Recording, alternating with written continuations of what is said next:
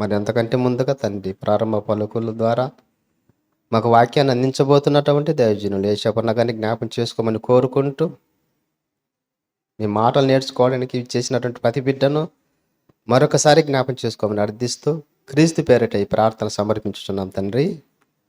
ఆమేన్.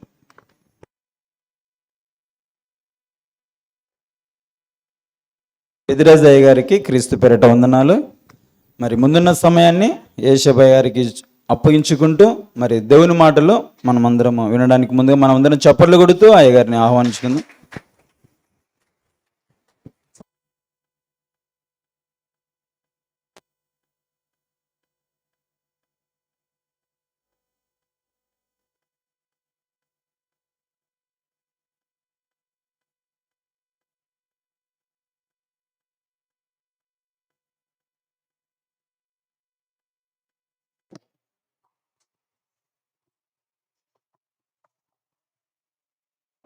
ప్రేమన్న దేవుని వర్లారా, అందరూ తలలోంచి కళ్ళు మూసుకున్నట్లయితే చిన్న ప్రార్థన చేసుకొని దేవుని వాక్యంలోనికి వెళదాం. మహాగణుడా, మహోన్నతుడా, సర్వాధికారి, సర్వసృష్టికర్త, సర్వమును సృజించి ఇందులో మాకు జీవాన్ని ఊపిరిని దయచేసి జీవింపచేస్తున్నటువంటి మా ప్రియ పరలోకపు తండ్రి, మీకు కృతజ్ఞతలు, స్తుతులు, స్తోత్రములు. చేరి వచ్చిన మీ పిల్లలమైన మమ్మల్ని అందరినీ జ్ఞాపకం చేసుకొని ఈ సమయంలో మీ సన్నిధానములో మీ మాటలు వినే భాగ్యాన్ని మాకు ఇచ్చినందుకు కృతజ్ఞతాస్తుతులు చెల్లిస్తూ, చెప్పబడుతున్న మాటల్లో తండ్రి జీవిత పరమార్థాన్ని ఎరిగి మీ వాక్యములో ఉన్న వాస్తవాలను తెలుసుకొని తండ్రి మీకోసం బ్రతకగలిగే భాగ్యాన్ని, జ్ఞానాన్ని ప్రసాదించమని క్రీస్తు నామాని ప్రార్థన అడుగుచున్నాము తండ్రి. ఆమెన్. మరి మొదటిగా మన మధ్యలో ఉన్నటువంటి దైవజనులు, పెద్దలు, గౌరవనీయులు, the college of Bible technology Kadapa principal గారు అయినటువంటి షడ్రక్ అన్నయ్య గారికి, అదేవిధంగా ఎర్రగుంట్ల ప్రాంతంలో దేవుని పరిచర్యలో పాలిభాగస్తులుగా ఉంటున్నటువంటి దైవజనులు, పెద్దలు, గౌరవనీయులు పెద్దిరాజు గారికి మరి ఇద్దరికి నా హృదయపూర్వకమైనటువంటి వందనాలు. మా ఆహ్వానాన్ని మన్నించి చేరి వచ్చిన మీ అందరికీ కూడా ప్రభు అయిన యేసుక్రీస్తు వారి నామంలో శుభములు, వందనాలు తెలియజేస్తూ ఉన్నాం. ప్రేమన దేవుని వర్లారా, ఈరోజు దేవుని యొక్క మాటలు వినటానికి వచ్చిన మీరందరూ కూడా బహుశ్రేష్ఠులు, ధన్యులు అని చెప్పక తప్పదు. అది నేను చెబుతున్న మాట కాదు, దేవుని వాక్యంలో నుంచి దేవుడు చెబుతున్న మాటలు.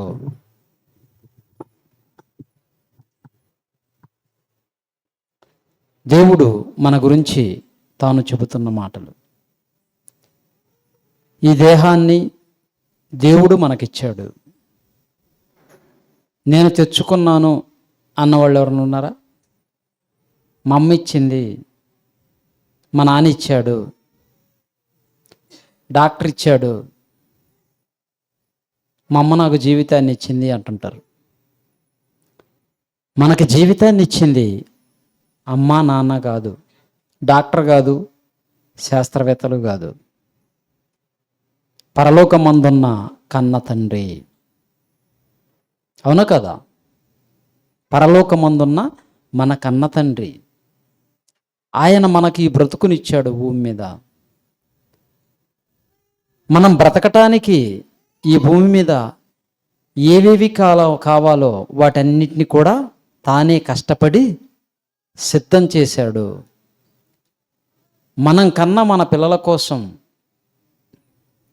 కనీస అవసరాలు తీర్చడానికి మనము చాలా ప్రయత్నపడుతూ ఉంటాం, ప్రయాసపడుతూ ఉంటాం.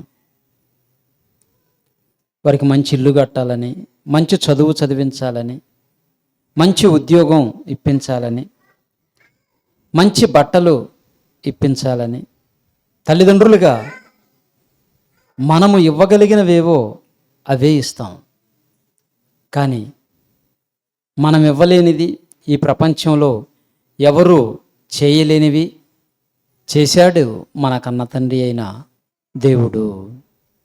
మన కొరకు చేశాడు, మనలను ప్రేమించి చేశాడు, మన కోసం ఎంతో కష్టపడ్డాడు. ప్రేమన దేవుని వల్లారా,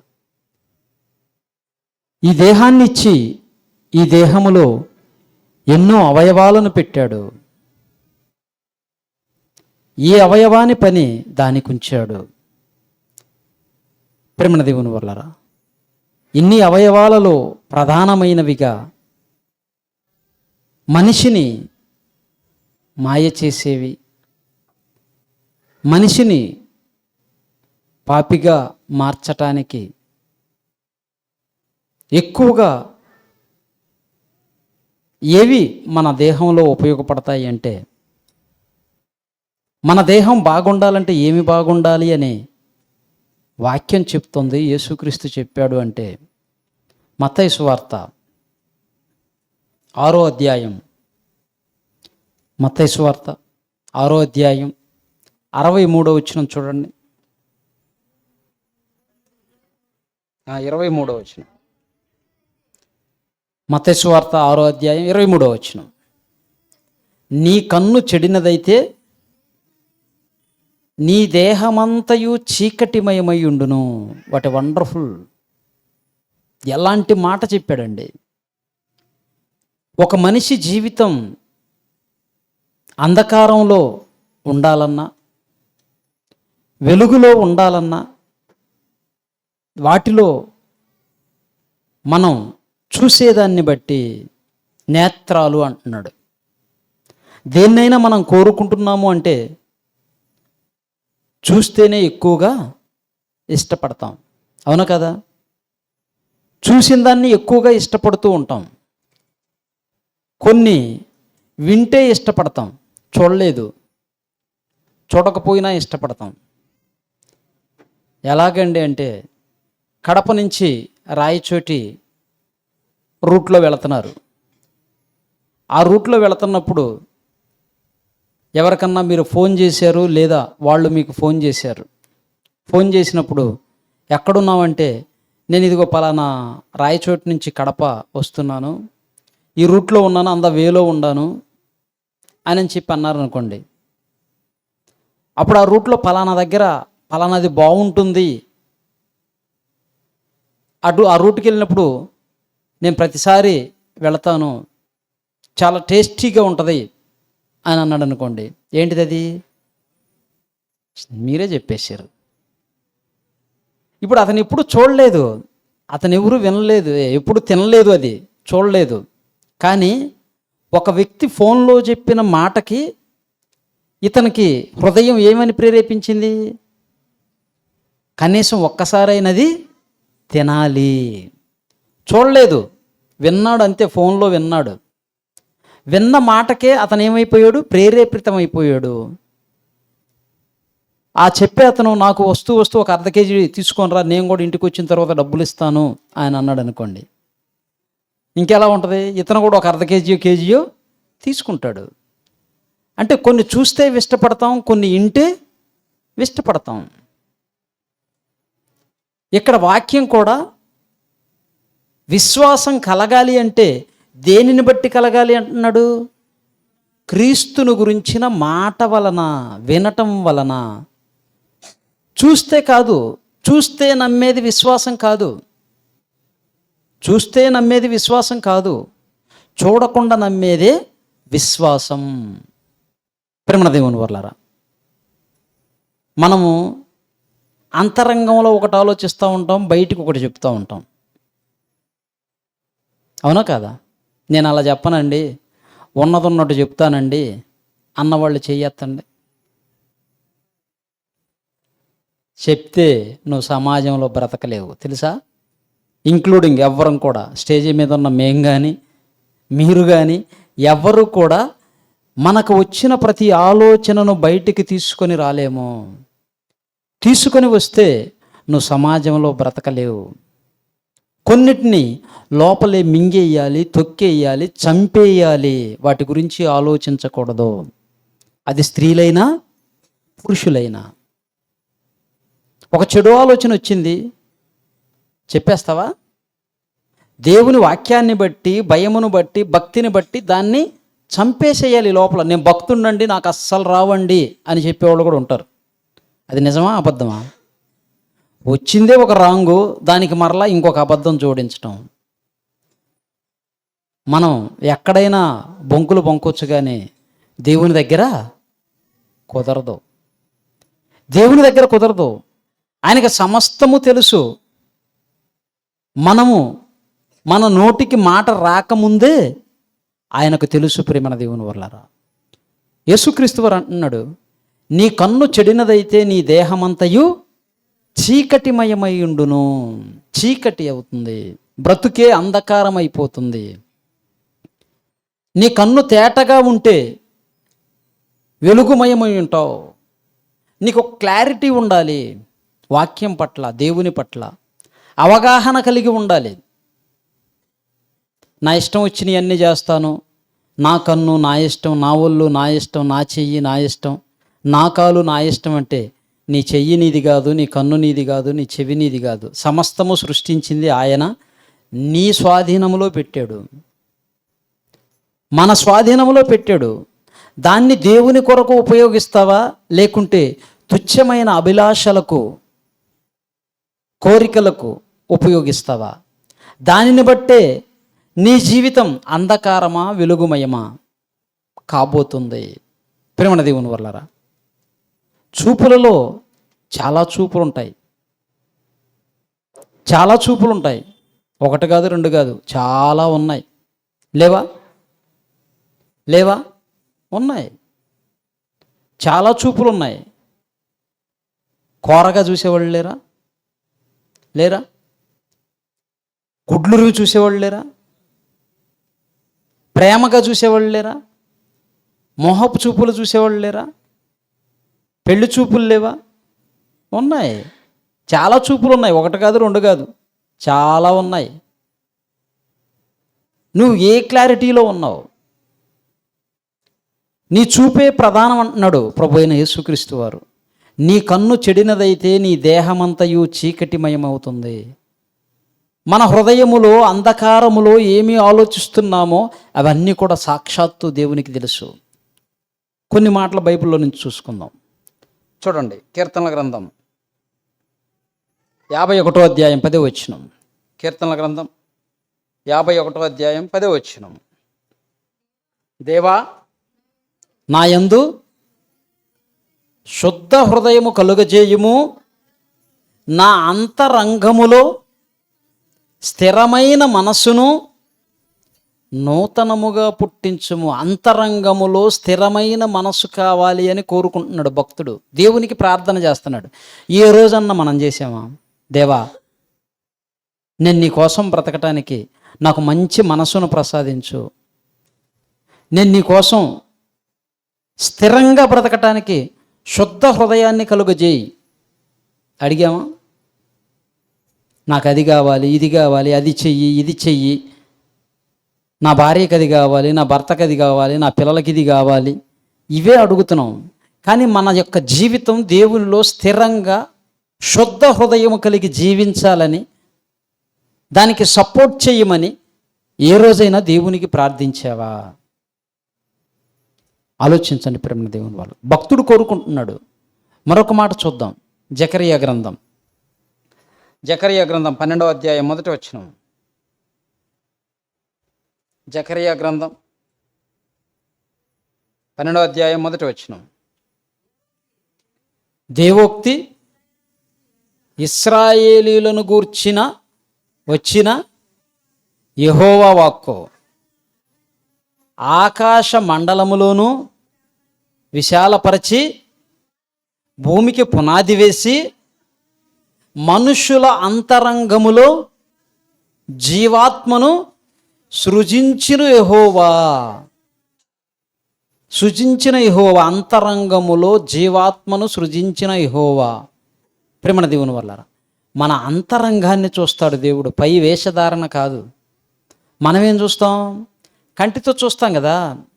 కంటితో దేన్ని చూస్తామంటే ఈయన వస్త్రాలు ఎలా ఉన్నాయి, ఏమే ఏ నెక్లెస్ వేసుకొని వచ్చింది, ఏ దండ వేసుకొని వచ్చింది, ఏం కట్టుకున్న చీర ఎంత బాగుంది, నాకు కూడా ఒకటి ఉంటే బాగుండు, ఇలాంటి కోరికలు కలిగి ఉంటారు.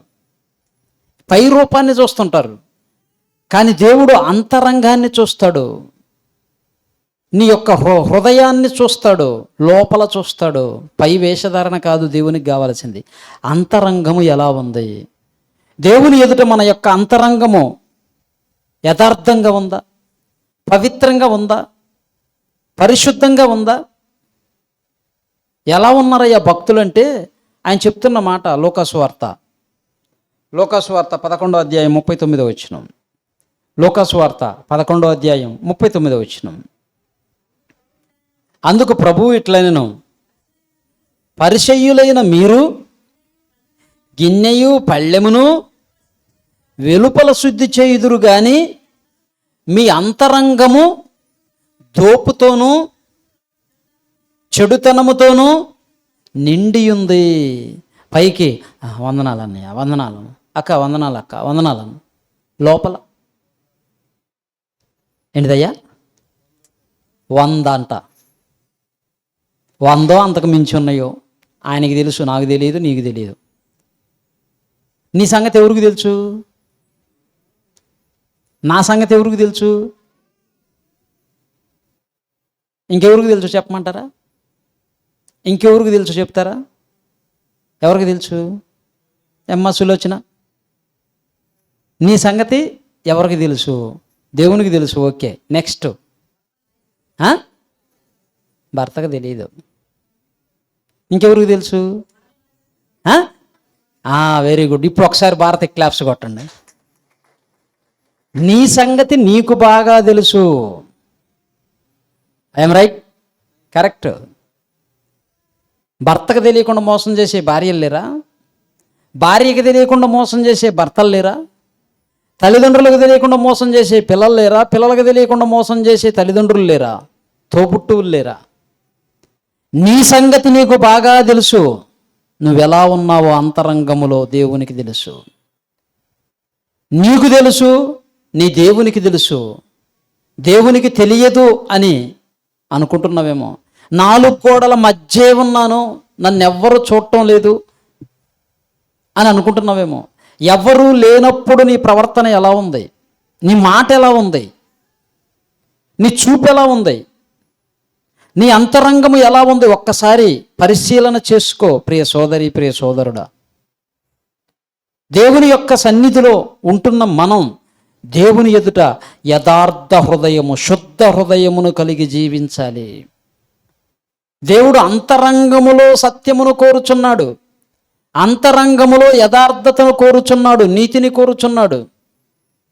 నీ అంతరంగములో ఉంటేనే కదా నువ్వు వెలుపల చూపించేది. నీ హృదయం ఏది నిండిందో నోరు అదే మాట్లాడుతుంది అన్నాడు ప్రభు. నీ హృదయం దేనితో నింపబడిందో అదే నువ్వు మాట్లాడతావు. లోపల అజితేంద్రియము, దోపు ఇవన్నీ ఉన్నాయి అనుకోండి, ఏదో ఒక టైంలో ఎప్పుడో ఒక దగ్గర కరెక్ట్గా బయటపడుతుంది. ఒక వ్యక్తి లేనప్పుడు అతని గురించి నీ బిహేవియర్ ఎలా ఉంది? తప్పుగా మాట్లాడకూడదు, తప్పుగా మాట్లాడకూడదు. ఒక వ్యక్తిని తప్పుడు వ్యక్తిగా చిత్రీకరించకూడదు. ఈరోజు స్నానం చేసేటప్పుడు ఒక పాట పెట్టుకున్నాను. స్టీవెన్ గారు బాగా రాశాడు, సూపర్గా రాశాడు, చాలా అద్భుతంగా ఉంది. ఒక వ్యక్తిని ఒక తప్పుడు వ్యక్తిగా చిత్రీకరించి నువ్వేదో గొప్పవాడివి కావాలనుకుంటున్నావు, నువ్వేదో గొప్పదానివి కావాలనుకుంటున్నావు, నువ్వే తప్పుడు వ్యక్తిగా మారిపోతావు. అలా ఉండకూడదు. చేతనైతే విశ్వాసంలో నిలబెట్టు, చేతనైతే దేవునిలో బలపరచు. తనలో ఉన్న మంచి లక్షణాలను ఎత్తి చూపి అతడు దేవునిలో బలపడేటట్టు ప్రేరేపించాలి, కానీ అతనిలో ఉన్న బలహీనతలను తీసుకొని దేవునికి దూరం చేసేవాడివిగా ఉండకూడదు. దేవునికి దూరం చేసేవాళ్ళంగా మనం ఉండకూడదు. ప్రేమ దేవుని వల్ల దేవుడు అంతరంగములో స్వభావమును కోరుచున్నాడు, శుద్ధ హృదయమును కోరుచున్నాడు. మరికొన్ని మాటలు చూసుకొని ముగించుకుందాం. చూడండి, రోమాపత్రిక 2వ అధ్యాయం 26వ వచనం. రోమాపత్రిక 2వ అధ్యాయం 26వ వచనం. దేవా కాబట్టి నీతి విధులను గైకొనని ఎడల అతడు సున్నతి లేనివాడై ఉండియు సున్నతి గలవాడుగా ఎంచబడును కదా. ఇక్కడ అంటున్నాడు, మరియు స్వభావమును బట్టి సున్నతి లేనివాడు ధర్మశాస్త్రమును నెరవేర్చిన ఎడల, అమ్మా, అక్షరమును సున్నతి గలవాడై ధర్మశాస్త్రమును అతిక్రమించును, నీకు తీర్పు తీర్చడా. అక్కడ అంటాడు పై వేషమును, కిందకు చదవండి ఇంకా వస్తుంది, బాహ్యమునకు యూదుడైన వాడు యూదుడు కాడు, శరీరమందు బాహ్యమైన సున్నతి సున్నతి కాదు, అయితే అంతరంగమందు యూదుడైన వాడే యూదుడు. నువ్వు పేరుకే క్రైస్తవుడివి, పై రూపానికే పై వేషధారణకే బైబిల్ పట్టుకొని వస్తున్నావు, కానీ లోపల ఇక్కడ అంటున్నాడు అంతరంగమందు ఉండాలి, పై పైన కాదు. పై చూపులు చూస్తుంటారు కొంతమంది, పై చూపులు చూస్తుంటారు, పైన కాదు, అంతరంగములో చూచేవాడు దేవుడు. ప్రతి మనిషిని క్షుణ్ణంగా పరిశీలించేవాడు. నేను పెద్ద జ్ఞానిని, నన్ను మించిన జ్ఞాని లేడు, నేను మహా తెలివి కల్లవాడిని, నేను మహా తెలివైన దాన్ని అనుకుంటున్నావేమో. దేవుణ్ణి మించిన తెలివి ఎవరికి ఉండదు. ఆయనకి ఎంతవరకే తెలుసని హద్దులు గీయలేం, ఆయనకి ఎంతవరకే తెలుసు, ఇదే తెలుసని హద్దులు గీయలేం. నేను చేసే పనిలో నాకు కొంతవరకే తెలుసు, నువ్వు చేసే పనిలో నీకు కొంతవరకే తెలుసు. నీకంటే ఎక్కువ తెలిసిన వ్యక్తులు ఉన్నారు, కానీ దేవునికి ఎంతే తెలుసు దీని విషయంలో, ఆ తర్వాత ఇంకా ఉంది అనేది ఉందా? లేదు. ఏదైనా తీసుకోండి, ఆనాటి నుంచి ఈనాటి వరకు జరగబోయే భవిష్యత్తు వరకు కూడా సమస్తమును ఎరిగినవాడు. కనుక ప్రేమన దేవుని వల్లదా ఎక్కడైనా తోక జాడించవచ్చు, కానీ దేవుని దగ్గర తోక జాడించటం కుదరదు. కట్ చేస్తాడు, అన్నీ కట్ చేస్తాడు ఆయన తలుచుకుంటే. మనము దేవుని కోసం బ్రతుకుతున్నాం అనుకుంటున్నాం, దేవుని కోసం బ్రతకకుండా మరలా లోకం వైపు వెళ్ళిపోతున్నాం. దేవుడు విడిచిపెట్టడు. మరొక మాటను చూద్దాం, చూడండి, యోబు గ్రంథం 32:18. యోబు గ్రంథం 32:18. నా మనసు నిండా మాటలున్నవి, నా అంతరంగమునున్న ఆత్మ నన్ను బలవంతము చేయుచున్నది. అంతరంగంలో ఆత్మ ఉంది, పరిశుద్ధాత్మ. నువ్వు బాప్తిజం తీసుకున్నావే, నీలోనికి పరిశుద్ధాత్ముడు వచ్చాడే, ఆ పరిశుద్ధాత్ముడు హెచ్చరిక చేస్తూ ఉంటాడు, నువ్వు దేవుని కుమారుడువు కదా, నువ్వు దేవుని కుమార్తెవు కదా, ఈ మాట నీకు తగునా, ఈ మాట నీకు తగునా, ఈ చూపు నీకు తగునా, ఈ పని నీకు తగునా అని హెచ్చరిస్తూ ఉంటుంది. కానీ లెక్క చేయం, ఏమోలే, ఎవరికి తెలియదులే అనుకుంటావు. ఏదైనా చెప్పాలన్నా, ఏదన్నా చెయ్యాలన్నా ప్రభువు మాట మనకు వెంటనే గుర్తు రావాలి. రహస్యంగా నువ్వు ఏది చేయాలనుకున్నా అది బట్ట బయలు కాక మానద్దు. దాస్తానన్నాడా? దాచగలవన్నాడా? లేదు. అంతటి మహానుభావుడు భక్తుడు దావీదు గారే తన జీవితకాలం అంతా ఎటువంటి పాపము చేయకుండా ఒకే ఒక్క పాపం చేస్తే ఆయన్నే విడిచిపెట్టలేదే, బహిరంగంగా చెప్పేశాడే, రాయించాడే. ఈరోజు మనకి ఎన్నోసార్లు వాక్యాన్ని చెప్పిస్తూ ఉన్నాడు. అలాంటప్పుడు నిన్ను నన్ను విడిచిపెడతాడా? అపోహ, నాకేం కాదులే, నన్ను ఎవరు చూడలేదులే, పాదాలు పట్టుకుంటే క్షమించేస్తాడులే. ఎవరన్నారు? ఆయన అంతరంగములో శుద్ధిని కోరేవాడు, ప్రేమన దేవుని వర్లరా. మరొక మాట చూద్దాం, కీర్తనల గ్రంథం 5:9. మన హృదయమే ఎలాంటిదో చెప్తున్నాడు.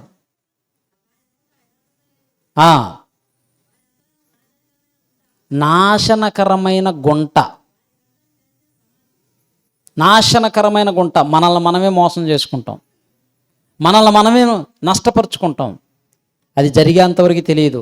ముందేమో చాలా బాగున్నట్టుంటుంది. సాతానుగాడు ఎలాంటి వాడు తెలుసా? నీకు కాకపోతే ఎవరికి వస్తుంది పరలోకం? నువ్వు అదే అక్కడ దాకా వెళ్ళాల్సిన అవసరం లేదు, అది చేయాల్సిన అవసరం లేదు, ఇది చేయాల్సిన అవసరం లేదు. నువ్వేమన్నా అబద్ధం చెప్తున్నావా, మోసం చేస్తున్నావా అంటది. తీసుకెళ్ళి మోసంలోనే తొక్కేస్తుంది, అబద్ధంలోనే నింపేస్తుంది.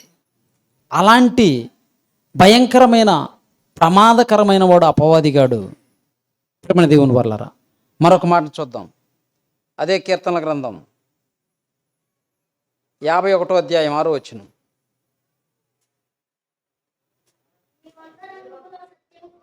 నీవు అంతరంగములో సత్యమును కోరుచున్నావు, ఆంతర్యమును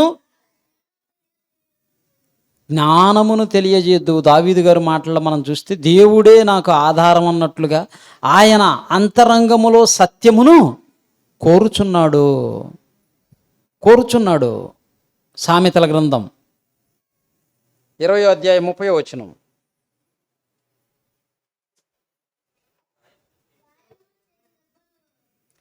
గాయములు చేయు దెబ్బలు అంతరంగములో చొచ్చి చెడుతనమును తొలగించును. కొన్ని దెబ్బలు కొడతాడు మనలో ఉన్న వాటిని తొలగించడానికి. వాటిని నువ్వు తట్టుకొని నిలబడి అంతరంగములో శుద్ధిని కలిగి ఉండాలి. అదే సామెతల గ్రంథం 20వ అధ్యాయం 27వ వచనం. సామెతల గ్రంథం 20వ అధ్యాయం 27వ వచనం. నరుని ఆత్మ యెహోవా పెట్టిన దీపము, అది అంతరంగములన్నీయు శోధించును. అంతరంగములో శోధన జరగాలి. శోధింపబడినప్పుడే నువ్వు సువర్ణంగా మారతావు. పరిశుద్ధాత్ముడు నీలోనికి వచ్చి చెప్తూ ఉన్నా కానీ ఆయన గద్దెంపును వినకుండా, లెక్క చేయకుండా త్రోసివేస్తున్నాము మనం అంటే ఏదో ఒకరోజు ప్రమాదంలో చిక్కుకుపోతాం. ఈ భూమి మీద కాలు దిగిపోయినా పర్వాలేదు, చెయ్యి దిగిపోయినా పర్వాలేదు, ఈ భూమి మీద ఏ అవయవం పోయినా పర్వాలేదు, కన్ను పోయినా, కాలు పోయినా, చెయ్యి పోయినా, ఆస్తి పోయినా, బంగారం పోయినా, ఏది పోయినా పర్వాలేదు, కానీ పరలోకాన్ని పోగొట్టుకోకూడదు. పరలోకాన్ని పోగొట్టుకోకుండా ఉండాలి అంటే మన బ్రతుకు ఎలా ఉండాలి? దేవునికి నచ్చినట్లుగా అంతరంగములో శుద్ధిని కలిగి జీవించాలి. గౌరవిస్తూ, ప్రేమిస్తూ, ఒకరినొకరు ప్రేమించుకుంటూ, విలువనిస్తూ, దేవుని పిల్లలను, దేవుని యొక్క సన్నిధికి వస్తున్న వారిని గౌరవిస్తూ, ప్రేమిస్తూ, దేవునిలో మన బ్రతుకును కట్టుకోగలిగితేనే అంతరంగములో శుద్ధి కలిగిన వారంగా జీవించగలం. పాపపు జీవితాన్ని కొనసాగించుకుంటూ మనం దేవునిలో ఉన్నాము అనుకుంటే పొరపాటు. ప్రేమ దేవుని వల్ల అలాంటి జీవితం నాలో ఉన్నా, నీలో ఉన్నా అర్జెంటుగా దాన్ని మనం తొలగించుకొని ప్రభు యొక్క పిల్లలముగా, దేవునికి ఇష్టమైన వారముగా జీవించాలి.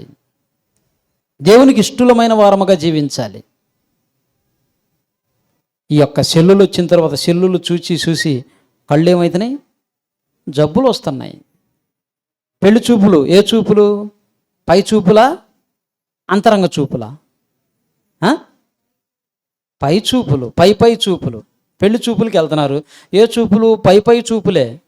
అంతరంగంలో లోపల వేరు. పెళ్లిలో ఇద్దరికి పెళ్లి చేస్తున్నారు అనుకోండి, పెళ్లి కొడుక్కి పెళ్లి కూతురికి. అక్కడ ఒక ఆయన ఉండి తేపకి, అమ్మా ప్లీజ్ అట్ట అంటుంటాడు. ఎవరు అతను? పెళ్ళిళ్ళ పేరయ్య పెళ్లిగాడికి తీసుకొచ్చి కట్నం వరకే ఉంటాడు. ఇదిగో ఈ కెమెరా ఆయన ఫోటోలు, వీడియోలు చేస్తుంటాడు. అమ్మ కొంచెం తలకాయ ఎత్తాను, కొంచెం ఒక్క ఫోటో, చిన్న స్మైలీ లుక్కు. బతిమలాడుకుంటాడు లేదా? బతిమలాడుతూ ఉంటాడు. ముసుకేస్తుంది, తీయదో, తలకాయ దించిద్ది, ఎత్తదో, మాట్లాడదో. ఈడేమో ఇక పెళ్ళి ప్రపంచంలో ఎవరికి లేదు, నాకే అవుతుంది అన్నట్టుగా తలకాయ ఎత్తి దిక్కులు చూస్తుంటాడు, ముసి నవ్వులు నవ్వుతుంటాడు. ఇక నాకు చూడు అని అనుకుంటాడు. ఆ రోజు ఒక్కరోజే వాడు తలకాయ ఎత్తేది. అదిగో అన్నయ్య చెప్తున్నాడు, చివరి నవ్వు చివరి చూపు అంట. ఇంక మళ్ళీ చూడటానికి లేదు. అమ్మో చూస్తే తాసుబావం చూసినట్టు చూసిద్ది. తాసుబావం చూసినట్టు చూసిద్ది. తాసుబావం ఎట్ట చూసిద్దో మనం చూడలేదు కానీ ఏమ్మా భారతి అంతే. ఆ రోజు ఒక్కరోజే తలదించుకున్నాడు, తలెత్తాడు. రోజంతా ఇక జీవితం అంతా తలదించుకోవాలి. ఆమె ఆ రోజు ఒక్కరోజు తలదించింది. మైకిచ్చి వ్యాధి అందు, బాధ ఎందు, రోగం అందు, కలిమి అందు, లేమి అందు, ఆనందం అందు, సంతోషం అందు, దుఃఖం అందు అని అంటే మాటలు రాట్లా. ఆయనేమో చెప్పమ్మా చెప్పమ్మా అందరి ముందు వాగ్దానం చెయ్యమ్మని పాస్టర్ గారు అయ్యగారు చేసి చేసి చేసి అలిసిపోయాడు. ఆఖరికి నాకు ఫోన్ చేస్తాడు అప్పుడప్పుడు, ఏ అన్న ఎందుకన్నా గుది బండ తగిలిస్తున్నావు వాళ్ళకంట. పెద్దగా నవ్వుతాడు, ఎందుకన్నా వాళ్ళని ఎత్తిన భారం పెడుతున్నావు అని అంటే, ఏం చేస్తావు వాడు కోరుకున్నాడు నేనేం చేసేది అంటే అలా అయిపోయింది. అవునా కదా? వాస్తవం అది. ఎందుకంటే ప్రతి చిన్న విషయాన్ని కూడా చాలా లోతుగా తీసుకుంటారు లేడీస్, ఎక్కువ లోతుగా తీసుకుంటారు. అక్కడ ఏదో అయిపోతున్నట్టు, ఏదో జరిగిపోతున్నట్టు, అంతా పాడైపోయినట్టు. దానివల్ల ఏమైతే తెలుసా? నీ ఆరోగ్యం దెబ్బతింటది. నీ ఆరోగ్యం దెబ్బతింటది. నీకు తలనొప్పి వస్తుంది, బీపీ వస్తుంది, షుగర్ వస్తుంది, గ్యాస్ ట్రబుల్ వస్తుంది, లేనిపోయిన సమస్యలు వస్తాయి. రవీణ గారు ఇటు చూడండి, ప్రేమ దేవుని వల్ల ఆలోచించండి. ఎందుకు లోతుగా తీసుకుంటావు? దేవుడు ఉన్నాడు కదా, దేవుని మాటలు వింటున్నావు కదా. ఆ రోజు ఒక్కరోజే తలదించుకొని ఉంటుంది. ఆ తరువాత నెల గడిచింది, 2 నెలలు గడిచింది, 3 నెలలు గడిచింది. ఆ తర్వాత చూడండి, ఆయన మహానుభావుడు అంటాడు, అమ్మ రోడ్లో ఎందుకు లోపలికి రమ్మా. రోడ్లోకి వెళ్ళి మాట్లాడగాకే ఇంటి పరువు పోతుంది, రోడ్డును పడుతుంది. రోడ్లో ఎందుకు లోపలికి రా మాట్లాడదామంటే లోపలికి వస్తే ఏమవుతుంది? లోపలికి వస్తే బడిత పూజ జరిగిద్ది. అందుకని ఆమె బయట ఉంటుంది, బయట ఉండి మాట్లాడుతూ ఉంటుంది. ఈయనేమో లోపలుండి పరుగు పోతుంది, నీకు పుణ్యం ఉంటుంది, లోపలికి రావే. ఆపే అంటే ఆపదు. ఆ రోజే మాట్లాడమ్మంటే మాట్లాడలా, ఈరోజేమో ఆపమంటే ఆపటంలా. చూడండి ఎలా మారిపోయిందో. అలా ఉండకూడదు, అలా ఉండకూడదు ప్రేమ దేవుని వర్లారా. ఈరోజు పరిస్థితులు అలా ఉన్నాయి. దేవుని యొక్క వాక్యాన్ని వింటున్న మనం ఎలా ఉందో, మన మానసిక స్థితి, మనోధైర్యం ఎలా ఉంది ఆలోచించండి. పెళ్ళప్పుడు వాళ్ళ ముసి నవ్వులు ఎలా ఉంటాయి అబ్బాయి చెప్పేది కాదు. బండి మీద పోతున్నారు అనుకో, పెళ్ళైన కొత్తల్లో, పెళ్ళైన వాళ్ళు చాలామంది ఉన్నారు. బండి మీద పోతున్నారు అనుకో, పెళ్ళైన కొత్తల్లో ఎలా ఉంటుంది సార్? గట్టిగా పట్టుకో కింద పడతావే, గట్టిగా పట్టుకో కింద పడతావు అని అంటాడు. ఒక 6 నెలలు పోయిందనుకో, తర్వాత ఏమంటాడు? ఏం తిన్నగా కూర్చోలేవా, సొక్క నలిగిపోతుంది. ఇక ఏంటనే ప్రారంభమైంది గొడవ. అంటే నీకు సొక్కా ముఖ్యమా, నేను ముఖ్యమా? నీకు సొక్కా ముఖ్యమా? నేను మొన్నేమో గట్టిగా పట్టుకో కింద పడతావు అన్నావు, ఈరోజేమో పట్టుకుంటే సొక్కా నలిగిపోతుంది అంటున్నావు. ఇక ఆడనే గొడవ. కొంతమంది భార్యలను కూడా లెక్క చేయరండి. వాళ్ళని నిష్ఠూర పెట్టకండి అన్నాడు దేవుడు. నీ భార్యను నిష్ఠూర పెట్టక, స్వేచ్ఛగా నీ దగ్గర ఒక సహోదరుడితో ఉన్నట్టు, నాన్నతో ఉన్నట్టు, కుమారుడితో ఉన్నట్టు స్వేచ్ఛగా ఉండాలి భార్య. అలా ఉంటేనే ఆ కుటుంబం ఆనందంగా ఉంటుంది. వాళ్ళని నిష్ఠూర పెట్టకండి. అలా కాకుండా ఒక ఆయన హనీమూన్కనే వెళ్తుంటారు కదా, కొత్తగా పెళ్ళైన వాళ్ళు. హనీమూన్కి వెళ్ళినప్పుడు అంట ఆ కొండల ప్రాంతంలో ఎక్కడికో వెళ్ళినప్పుడు ఆడ కోతుల గుంపు వచ్చిందంట. రవీణ గారు, కోతుల గుంపు వచ్చిందంట. బాగేనాల మనసు ఎక్కడో తిరుగుతుంది. కోతుల గుంపు వచ్చిందంట. ఆ కోతుల గుంపు వచ్చినప్పుడు ఈయన గట్టిగా ఆమె చేయి పట్టుకున్నాడంట. ఆమందంట, ఏందండి మరీ అంత భయమా? అయ్యేం సింహాల పుల్లా, అయ్యేమన్నా సింహాల పుల్లా, కోతులే కదా విడిచిపెట్టి అయ్యేం చేస్తాయి అందంట. అప్పుడు ఈయనన్నాడంట, అయ్యేం చేస్తాయి అని కాదే నా భయం, నువ్వు పోయి వాటిల్లో కలిసిపోతే నేను ఎక్కడ ఎత్తుక్కోవాలా, అది నా భయం, నువ్వు పోయి వాటిల్లో కలిసిపోతే నేను ఎక్కడ ఎత్తుక్కోవాలని పట్టుకున్నాను అన్నాడంట. అంటే అర్థమైంది, నువ్వు ఆ కోతులు ఒకటేనా, కోతి ముఖం దాని అని. అలా ఉండకూడదు. చేసుకునేటప్పుడు ఉండాలి. చేసుకునేటప్పుడు కోతి అంట, కుక్క అంట. చేసుకునేటప్పుడు కొంతమంది ఇంత జడ చూసి చేసుకుంటారు. చేసుకునేటప్పుడు జడ ఎడ దాకా ఉందనుకో, కొంకిల దాకా, మోకాళ్ళ దాకా, అబ్బా ఏముందరా జడ, ఆ జడను చూసి చేసుకుంటారు. పాపం పెళ్ళైన తర్వాత 1 సంవత్సరానికి 2 సంవత్సరాలకు ఒక కొడుకు పుట్టు, ఆ తర్వాత మరలా ఇంకో సంవత్సరానికి 2 సంవత్సరాలకు కూతురు పుట్టు, ఒక 2 కానుపులు అయినాయి అనుకో, ఈ కానుపుల్లో జుట్టు అంతా ఊడిపోయింది. ఒకప్పుడు గోంగూర కట్టలాగా ఉంది, ఇప్పుడు కొత్తిమీర కట్ట అయింది. ఇప్పుడు నాకు వద్దంటున్నాడు. ఏంటంటే అప్పుడు జడ ఉంది, ఇప్పుడు జడ లేదు. కుదిరిద్దా? కుదరదు. ఒక్కసారి ముడి పడ్డాక ఇక కష్టమైన, నష్టమైన, బాధ అయినా, ఇరుకైనా, ఇబ్బంది అయినా, కొట్టుకున్నా, తిట్టుకున్నా, ఏదైనా జీవితం వారితోనే వెళ్ళబుచ్చాలి. మానుకుంటానంటే కుదరదు. దేవుని వాక్యం నీకు అవకాశం ఇవ్వదు. అందుకే చేసుకోకముందే చూసుకోండి. ఇక్కడ ఏంటంటే మన ప్రాంతంలో పాటలు కూడా వచ్చినాయి. ఏం పాట అమ్మా? పెళ్ళికి ముందు ఎలా ఉంటాడు చెప్తాలే. పెళ్ళికి ముందు ఎలా ఉంటారు? లవ్ మ్యారేజ్ చేసుకున్న వాళ్ళకి బాగా తెలిసిద్ది. పెళ్ళికి ముందు ఎలా ఉంటాడు? నువ్వంటే పడి పడి చేస్తానంటాడు. నువ్వేడుంటే అక్కడే అంటాడు. నా గాలి నువ్వే, నా ఊపిరి నువ్వే, నా గుండె నువ్వే, నా మెదడు నువ్వే, నా కాలు అరికాలు మొదలుకొని నన్ను ఎత్తి వరకు అంతా నువ్వేనంటాడు. నువ్వంటే పడి పడి చేస్తానంటాడు. చేసుకున్నాక పడేసి నువ్వు ప్రేమించాల్సింది పెళ్ళికి ముందు కాదు. నువ్వు ప్రేమించాల్సింది పెళ్ళికి ముందు కాదు, పెళ్ళైన తరువాత ప్రేమించాలి. పురుషుడైనా స్త్రీ అయినా పెళ్ళికి ముందు ప్రేమించి నువ్వంటే పడి పడి చేస్తానని ఆ తర్వాత పడేసి అంతంటే ఇంచాడిది. ఇదే లవ్ మ్యారేజ్, ప్రేమ వివాహం. మరలా దానికి ఆలోచించండి. ప్రేమన దేవుని వల్ల దేవుని యొక్క సన్నిధిలో ఉంటున్న మనం, భర్త తాను భార్యకి ఇవ్వవలసిన విలువనివ్వాలి, భార్య భర్తకి ఇవ్వవలసిన విలువనివ్వాలి. కూరల్లో కొత్తిమీరలాగా, కరివేపాకులాగా తీసి పాడేయకూడదు భార్యనైనా భర్తనైనా. ఇద్దరు ఐకమత్యం కలిగి, సమాధానం కలిగి, సంతోషం కలిగి జీవించాలి. దేవుడు మీ ఇద్దరిని, మన ఇద్దరిని అందుకే సిద్ధపరిచాడు. ఆయన పని కోసం, ఆయన పని గురించి ఆలోచించాలి. కానీ ఎంతసేపు నాకు ఆ చీర లేదు, నాకు ఈ బంగారు లేదు, నాకు అది లేదు, ఇది లేదని వాటి గురించి వీటి గురించి ఆలోచించి జీవితాన్ని వ్యర్థం చేసుకోకండి. జీవితాన్ని వ్యర్థం చేసుకోకండి. కుటుంబాలను విచ్ఛిన్నం చేసుకోకండి. దేవుని ప్రేమతో ఐక్యత కలిగి, అంతరంగములో శుద్ధి కలిగి, భార్యకి ఎప్పుడు అబద్ధం చెప్పకూడదు. ఇక నేను నమ్మదు. భర్తకి ఎప్పుడు అబద్ధం చెప్పకూడదు. నువ్వు తల్లికి చెప్పుండొచ్చు, తండ్రికి చెప్పుండొచ్చు, స్నేహితుడికి చెప్పుండొచ్చు, పాఠశాలలో ఉపాధ్యాయుడికి చెప్పుండొచ్చు. కానీ మీ ఇద్దరు బంధం అనేది ఈ భూమి మీద బ్రతికినంతకాలం ఉండే బంధం, బ్రతికినంతకాలం కలిసి ఉండే బంధం. పిల్లలు వస్తారు వెళతారు, తల్లిదండ్రులు వస్తారు పోతారు, స్నేహితులు వస్తారు పోతారు.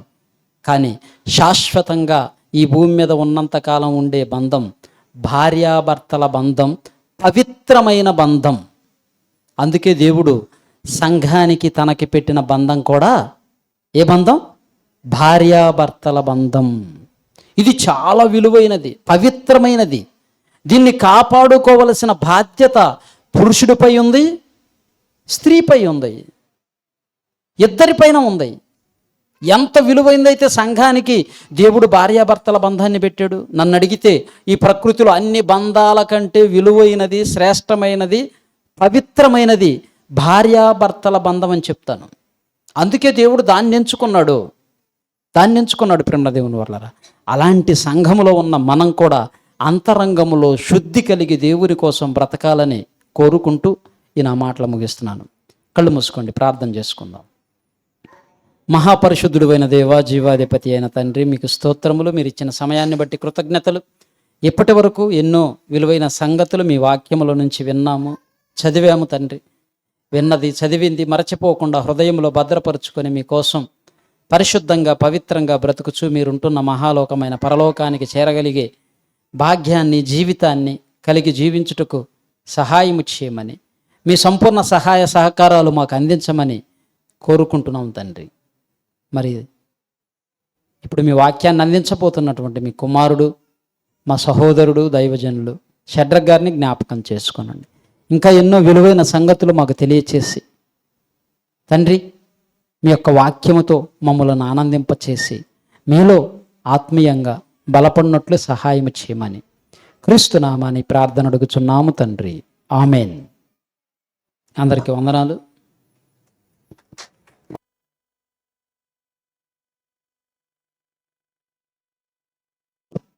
మరి ఈ సమయంలో మన మధ్యలో ఉన్నటువంటి దైవజనులు షడ్రక్ గారు దేవుని యొక్క వాక్యాన్ని అందించవలసిందిగా ఈ సమయాన్ని అన్నయ్య గారికి అప్పగిస్తూ ఉన్నాం.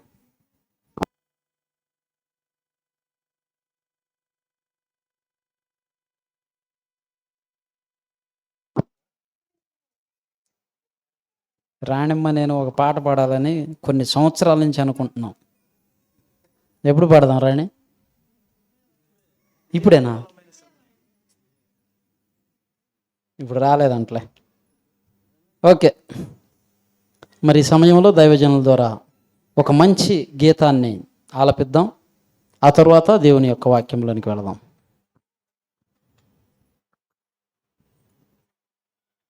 ప్రార్థన చేసేటప్పుడు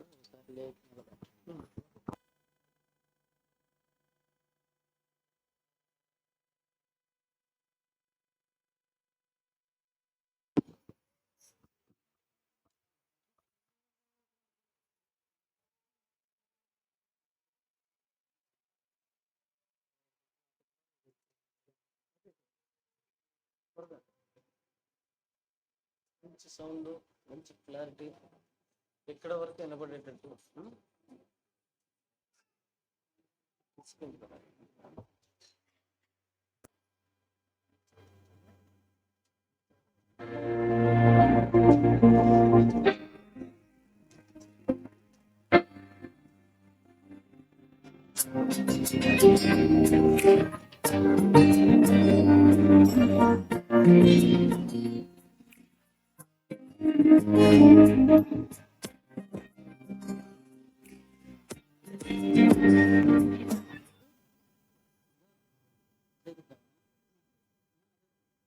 ఇదేనా?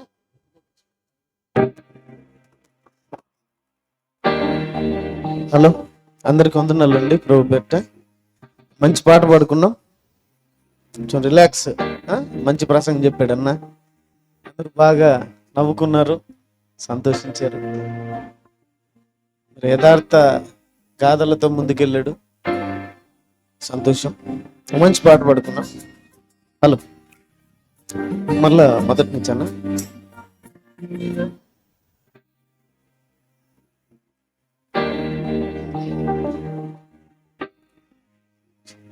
ట్రాకేనా?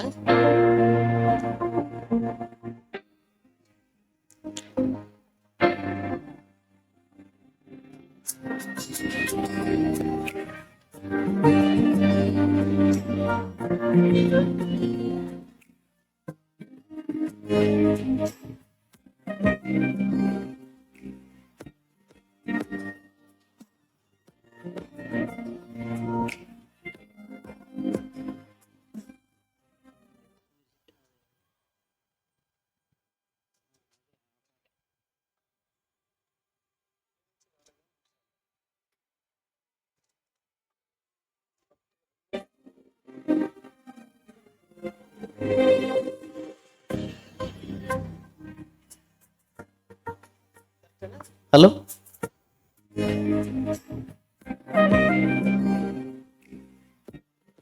ట్రాక్ రానట్టుంది.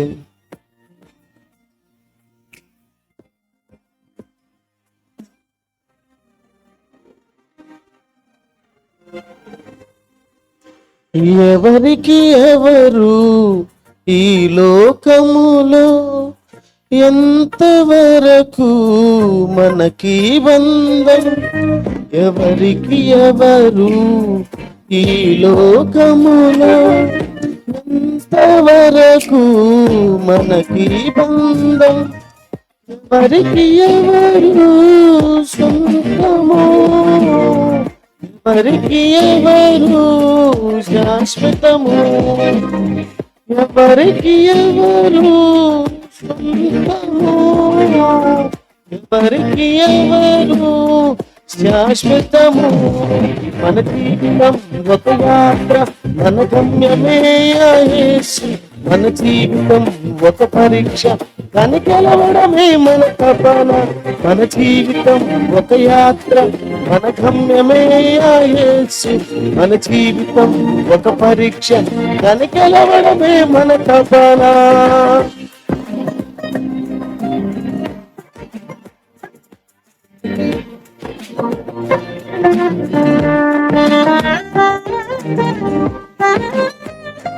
హలో, దేవునికి స్తోత్రం కలుగును గాక. దేవునికి ఘనత, మహిమ, ప్రభావం.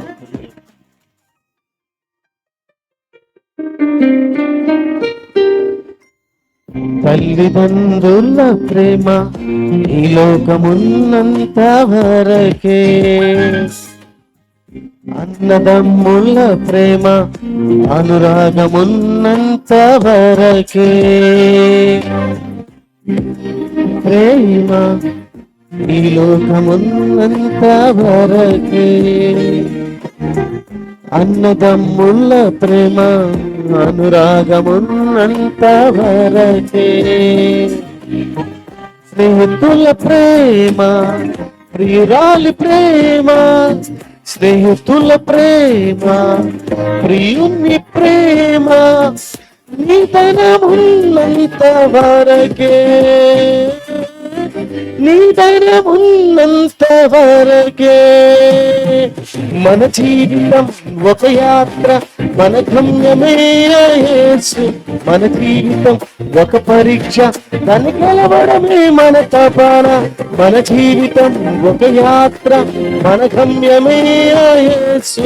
మన జీవితం ఒక పరీక్ష, దాన్ని గెలవడమే మన తపన.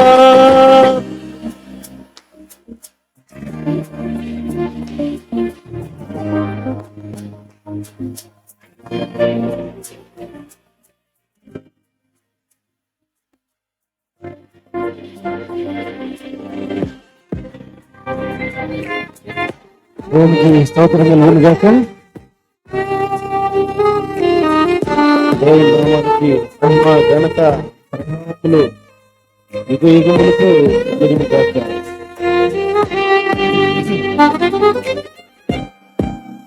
హలో,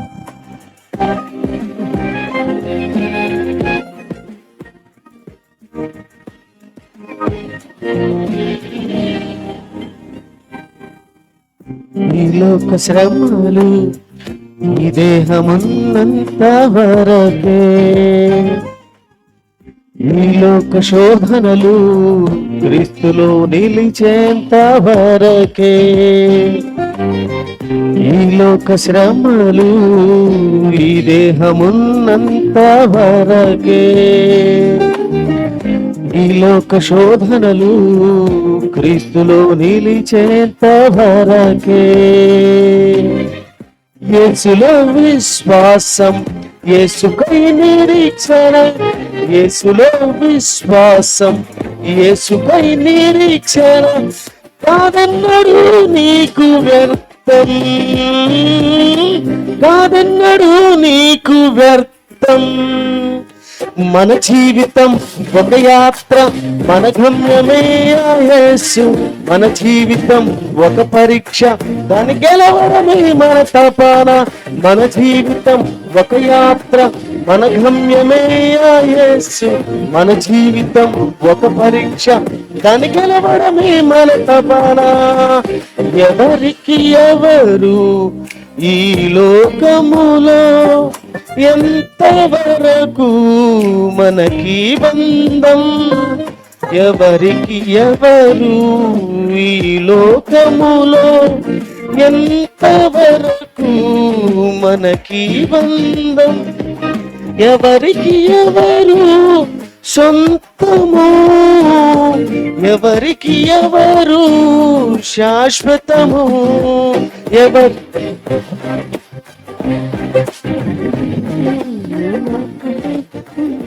ఓకే అండి, థ్యాంక్ యూ. చక్కగా ఉన్నందుకు మీ అందరికి వందనాలు. మంచిది, ఒక మంచి మెసేజ్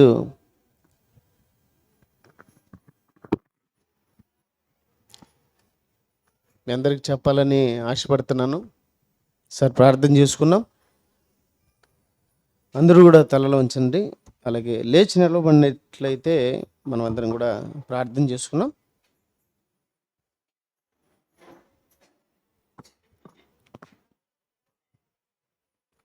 ప్రేమగల తండ్రి, పరిశుద్ధుడైన దేవ, మహాపరిశుద్ధుడైన మా కన్న తండ్రి, మీ పరిశుద్ధ పాదాలకు వందనాలు తెలియజేసుకుంటున్నాం.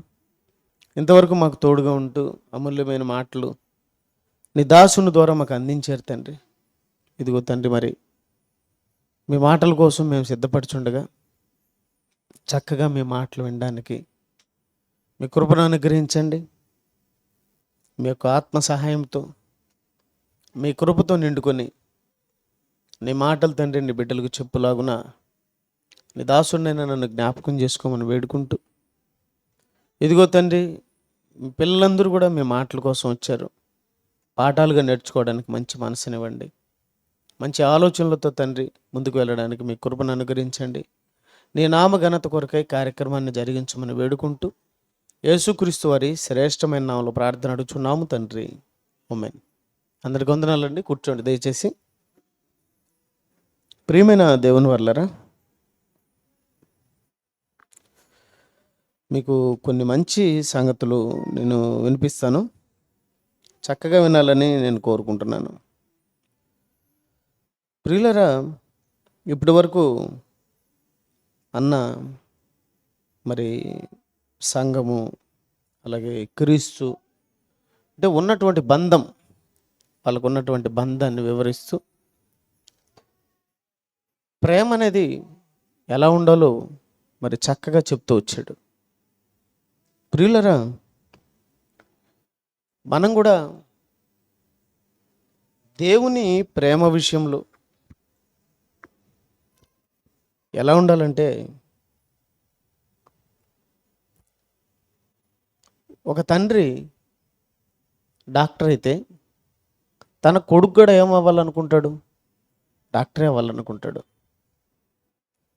ఒక కలెక్టర్ తన కొడుకుని కలెక్టర్గానే చూడాలనుకుంటాడు. మరి మన దేవుడు ఎవరు? పరిశుద్ధుడు కదా. మరి తన పిల్లలు కూడా ఎలా ఉండాలని కోరుకుంటున్నాడు? పరిశుద్ధులుగా ఉండాలని కోరుకుంటున్నాడు కదా.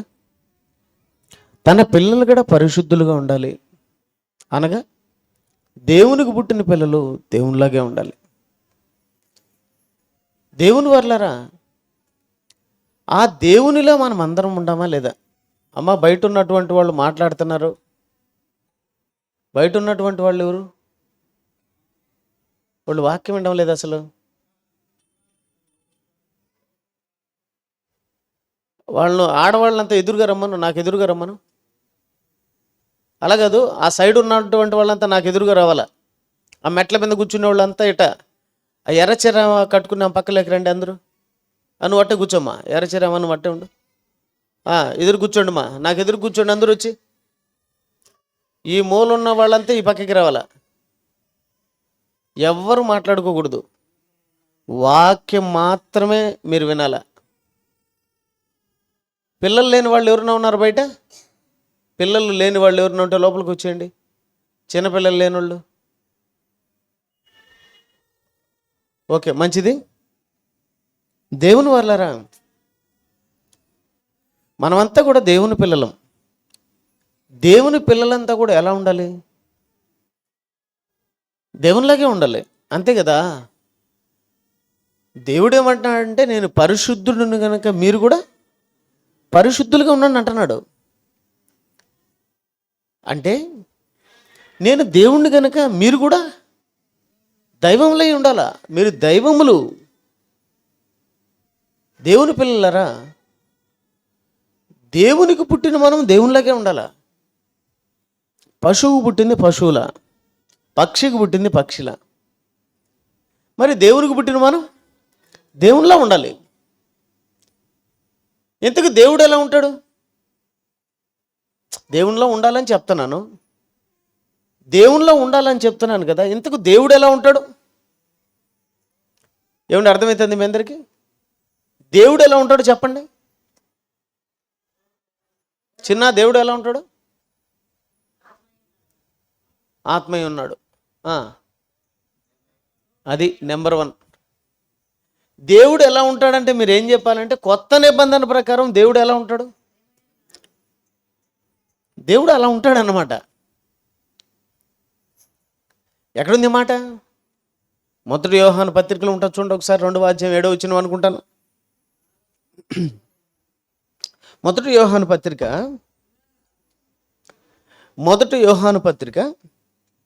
2వ అధ్యాయం 2వ అధ్యాయంలో లేదమ్మా? ఒకసారి చూడమ్మా. మొదటి యోహాను పత్రిక 4వ అధ్యాయం 8వ వచనం, క్షమించాలి. అంటే దేవుడు ఏ స్వరూపం కలిగి ఉన్నాడు అంటే, దేవుడు ఎలా ఉంటున్నాడో మీకు చెప్తున్నాను. చాలా మంది దేవుణ్ణి చూడాలని ఉంది అంటారు కదా. దేవుడు ఎలా ఉంటాడు? దేవుణ్ణి చూపిస్తున్నాను మీకు ఇప్పుడు నేను. దేవుడు ఎలా ఉంటాడో మీకు చూపిస్తున్నాను. దేవుడు ఎలా ఉంటున్నాడు? ప్రేమ. ఏమండి, దేవుడు ప్రేమ అయి ఉన్నాడు. మరి ఆయనకు పుట్టిన పిల్లలు,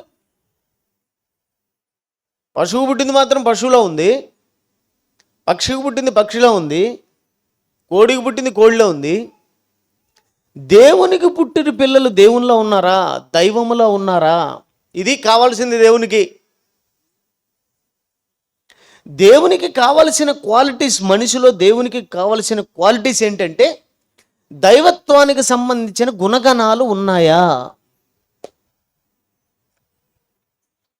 దైవత్వానికి సంబంధించిన గుణగణాలు, ఆ గుణగణాలు ఉన్నవాడే దైవము. ప్రతివాడు దైవంలో బ్రతకాల. ఎవడో కూడా మెంటలోడు ఈ మధ్య ఆయన దైవం అయితే మిగతా వాళ్ళంతా దైవాలు ఎట్టయితారు, మనుషులందరూ దైవాలు ఎలా అవుతారు అంటున్నాడు. కొంతమందికి మంచి జ్ఞానమే ఉంటుంది, కానీ రాను రాను జ్ఞానం ఏమవుతుంది? పోతుందే. ఎవరికైనా పోయింది ఒకడికి. ఆడే సైతాన్గాడు. పరలోకంలో ఉన్నప్పుడు వాడు మహాజ్ఞాని, పరలోకంలో ఉన్నప్పుడు వాడు చాలా తెలివైనడు, సౌందర్యం కలిగినటువంటి వాడు. కానీ ఎప్పుడైతే లోపల వర్తకం పెంచుకున్నాడో, ఎప్పుడైతే లోపల కుళ్ళు కుతంత్రాలు పెంచుకున్నాడో, వాడు జ్ఞానాన్ని ఏం చేసుకున్నాడు? పోగొట్టుకొని, అక్కడ ఉన్నటువంటి స్థానాన్ని పోగొట్టుకొని ఏమండి ఎక్కడికి వచ్చి పడ్డాడు? పాతాళానికి వచ్చి పడ్డాడు. సామెత ఉంది, రాను రాను రాను రాను రాజుగుర్రం ఏమైందంట? గాడిదైందంట. చాలా జ్ఞానం ఉన్నవాళ్ళు రాను రాను అజ్ఞానులుగా మారిపోతారన్నమాట. అలా మీరు ఉండకూడదు. ఏమండి, దేవుడు తన పిల్లలను దైవాలుగా ఉండాలని కోరుకున్నాడు. యేసుప్రభు స్టేట్మెంట్ ఇచ్చాడు, ఒక స్టేట్మెంట్. ఏమన్నా తెలుసా? యేసుక్రీస్తు వారిని రాళ్ళు తీసుకున్నారు కొట్టాలని. యేసుక్రీస్తు వారిని రాళ్ళు తీసుకున్నారు కొట్టాలని. దేనికో తెలుసా? నేను దేవుణ్ణి రా అని చెప్పినందుకు ఏం చేశారు? యేసుప్రభుని కొట్టాలనుకున్నప్పుడు యేసుప్రభు ఏం స్టేట్మెంట్ ఇచ్చాడు? మత్తయి కాదండి, యోహాను 10:34 అనుకుంటాను చూడండి ఒకసారి. యోహాను సువార్త 10వ అధ్యాయం 34వ వచనము. యోహాను సువార్త 10వ అధ్యాయం 34వ వచనం. అందుకు వారు కేవలం, ఎన్నో వచనమ్మా? 10:34 చదువునైనా. అందుకు యేసు ఏనైనా, మీరు దైవములు అంటే, నేను దైవం అంటే నన్ను రాళ్ళు తీసుకుని కొడుతున్నారు కదా, పై వచనంలో ఉంటుంది 33లో. అందుకు యూదులు, నువ్వు మనుష్యుడివై ఉండి దేవుడునని చెప్పుకొనుచున్నావు కదా, నువ్వు దేవదూషణ చేసినందుకే నిన్నేం చేస్తాను? రాళ్లతో కొడుతున్నాం అన్నారు. బాగా వినాలి అందరూ, చాలా చక్కగా వినాలి. మంచి ప్రసంగం చెప్తున్నాను మీకు నేను. యేసుపన్న ప్రసంగానికి కంటిన్యూషన్ ఇది, ప్రేమ ప్రసంగం ఇది. దేవుని వర్లారా, యేసుక్రీస్తు వారు నేను దైవాన్ని, నేను దేవుడునని చెప్పుకున్నందుకు ఏం చేస్తున్నారు అక్కడ? రాళ్లతో కొడుతున్నారా? ఉందా వాక్యం? అప్పుడు యేసుప్రభు ఏమన్నాడంటే, నేను దేవుడును అన్నందుకు మీరు నన్ను రాళ్లతో కొడుతున్నారే, మరి మీరెవరు అనుకుంటున్నారు అన్నాడు అక్కడ. మీరెవరు అనుకుంటున్నారు? మీరు కూడా దైవములు. చూసావా? దైవములు. దైవము అనలేదు, దైవములు అన్నాడు. ఏకవచనమా బహువచనమా? మీరు కూడా దైవములు. మీరు కూడా దైవాలు అయితే అయ్యేదానికి అవకాశం ఉంది. ఏమండి, ఈ మధ్య ప్రభుత్వం కొన్ని అవకాశాలు కల్పిస్తుంది. కొంతకు చదువుకోవాలని ఇంట్రెస్ట్ ఉంటుంది, కానీ కొన్ని అనివార్య కారణాల వల్ల వాళ్ళు చదువుకోలేక పనులకు వెళ్ళిపోయి, తండ్రి బాగాలేకో, తల్లి బాగాలేకో, కుటుంబ పరిస్థితులు బాగాలేకో చదువు వదిలేసి, ఏమండి వాళ్ళు కొంచెం చదువుకోకుండా పోయి ఉంటారు. కానీ చదువుకోవాలనే తపన వాళ్లకు 30 ఏళ్ళు వచ్చినా, 40 ఏళ్ళు వచ్చినా, 50 ఏళ్ళు వచ్చినా ఉండదా? ఉంటుంది. అలాంటి వాళ్ళ మనసును గుర్తించి ప్రభుత్వం ఏం చేసిందంటే, నువ్వు 50 ఏళ్ళు వచ్చినా ఐఏఎస్ చదవచ్చని అవకాశం ఇచ్చిందే. నీకు 50 సంవత్సరాలు వచ్చినా నువ్వు ఐఏఎస్ చదవచ్చు, ఐపీఎస్ చదవచ్చు, ఎంబీబీఎస్ చదవచ్చు, నీకున్న ఇంట్రెస్ట్ని బట్టి చదవచ్చు నువ్వు అని చెప్పి ఎవరైనా చదువుకునేదానికి, ఏ వయసు వారైనా చదువుకునేదానికి అవకాశం కల్పించిందా లేదా? కల్పించిందే. కల్పించింది కాబట్టి కాలేజీ బుల్లోడు అనే సినిమా ఒకటి వచ్చింది. నాగేశ్వరరావు ఏ వయసులో చదువుకునేదానికి పోయినాడు? 60 ఏళ్ళప్పుడు చదువుకునేదానికి పోయినాడు. అలా క్లాస్ రూమ్లోకి రాగానే అందరూ లేదు సార్ నమస్తే సార్ అంటారు. ఆయన మాస్టర్ అనుకోండి, కానీ పిల్లల పక్కలో కూర్చుంటాడు. అంటే చదువుకునేదానికి ఇంట్రెస్ట్ ఉంటే చాలు, మేము చదివిస్తామంటుంది ప్రభుత్వం. ఓకే, అలాగే నువ్వు మనిషిగానే బ్రతకాల్సిన అంటే అవసరం లేకుండా నేను కూడా ఆ యేసులా, ఆ దైవంలో బ్రతకాలని నీకు కూడా ఆశ ఉంటే, ఏమంటే ప్రభుత్వం ఎలా అయితే అవకాశాన్ని కల్పించిందో ఏ వయసులో అయినా చదువుకోవడానికి, ప్రభు కూడా మనకు దైవంలో బ్రతకడానికి అవకాశం కల్పించాడు. మీకు అర్థమైంది అనుకుంటాను.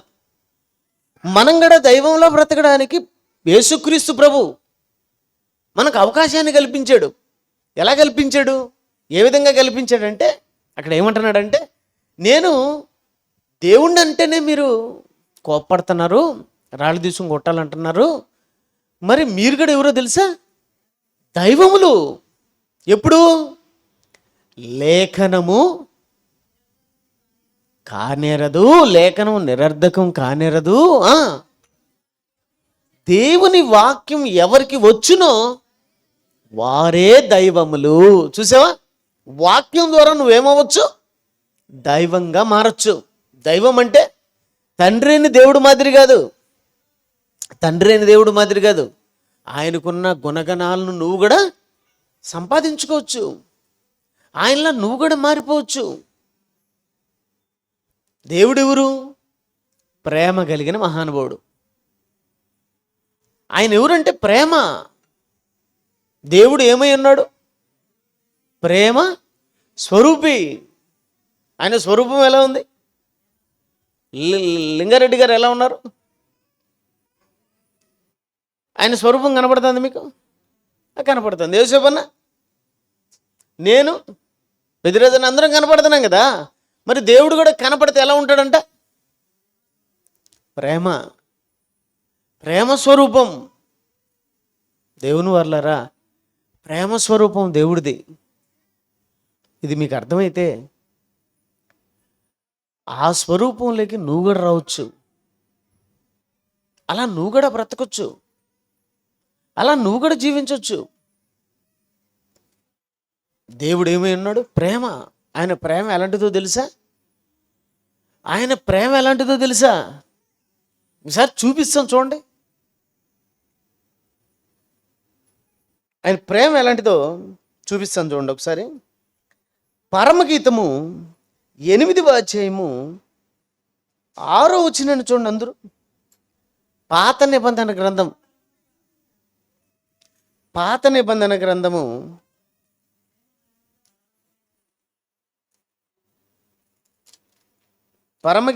8వ అధ్యాయము 6వ వచనం. ప్రేమ మరణమంతా బలవంతమైనదంట. అబ్బా, ప్రేమ మరణమంత బలవంతమైనది. దేవుని వర్లరా,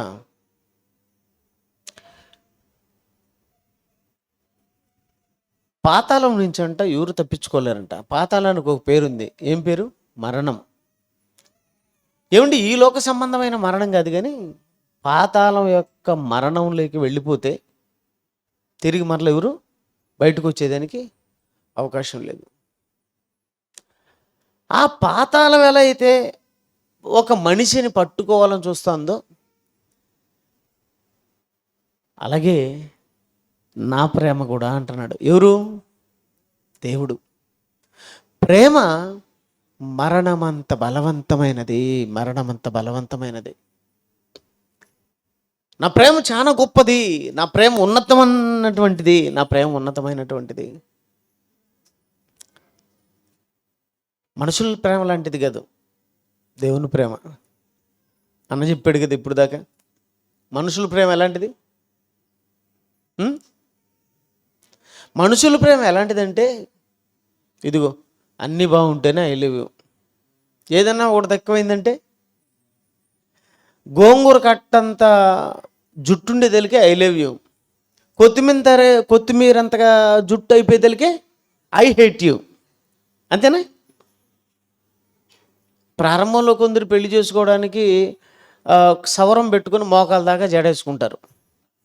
నిజమే కదా? ఏమండి, 4 రోజులకు ఆ సవరం ఏమైపోతుంది? ఎక్కువ రోజులు మెయింటైన్ చేయలేం కదా. మేకప్ను ఏదో ఒక రోజు ప్యాకప్ చేయాల్సిందే తప్ప ఎక్కువ రోజు మనం మెయింటైన్ చేయలేం.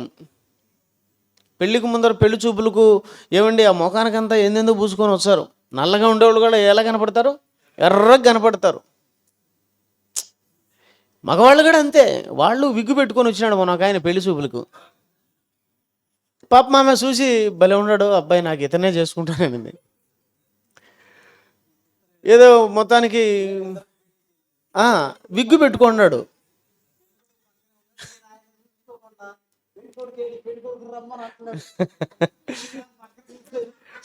నాకు తెలియదు ఆయన పెళ్లి కొడుకని.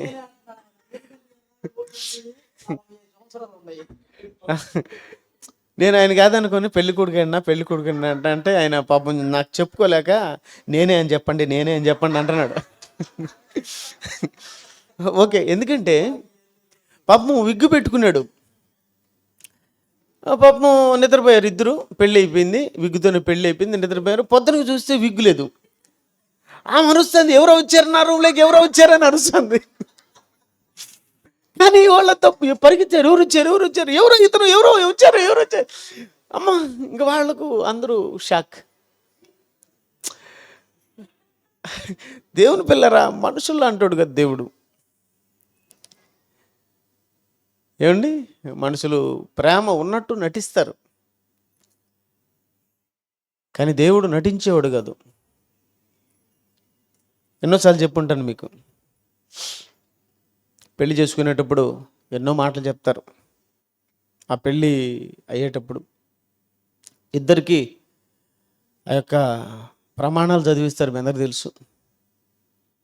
నువ్వంటే నాకు ఇష్టం, నీతోనే జీవితం, చావైనా బ్రతుకైనా నీతోనే, వ్యాధి ఎందును బాధ ఎందును, బాగా నేర్చుకున్నట్టు చెప్పండమ్మా. బాధ ఎందును, లేమి ఎందును, కలిమి ఎందును, చివరికి మరణం ఎందును నిన్నేను వదిలిపెట్టిన అంటదే. మా ఇంటి దగ్గర ఒకడికి 3 ఏళ్లకు, అంటే పెళ్ళైన 3 ఏళ్లకు ఇది ఉబ్బసం రోగం వచ్చింది. ఉబ్బసం అంటే ఇది ఇట్లాంటిది వచ్చిందనమాట. అంతే, ఇంక లేదు ఆవిడ. ఆమెకు ఉబ్బసం వచ్చినట్టు ఫీల్ అయిపోయి వెళ్ళిపోయింది. ప్రమాణం ఏమైంది? ఇప్పుడు ప్రమాణం ఏమైందండి? అతనికి ఏదో కొంచెం క్షయ లాంటిది వ్యాధి వస్తానే ప్రమాణం ఏం చేసావు? వ్యాధి ఎందును, కలిమేందును, లేమేందును, మరణమందును కూడా నేను నిన్ను వదలనన్నావు కదా, మరి ఎందుకు వదిలిపెట్టు? దేనికి వదిలిపెట్టు? అర్థమవుతుంది? అంటే అన్నీ బాగుంటేనే ఐ లవ్ యూ అంటే నేను నిన్ను ప్రేమిస్తున్నాను, బాగలేకపోతే? అర్థమవుతుంది మీకు? దేవుని పిల్లరా, దేవుడు అలాంటోడు కాదు. దేవుడు అలాంటోడు కాదు. అమ్మాయి వదిలేసిపోయింది, అలాగే అబ్బాయిలు కూడా వదిలేస్తారు. పెళ్ళి కాకముందు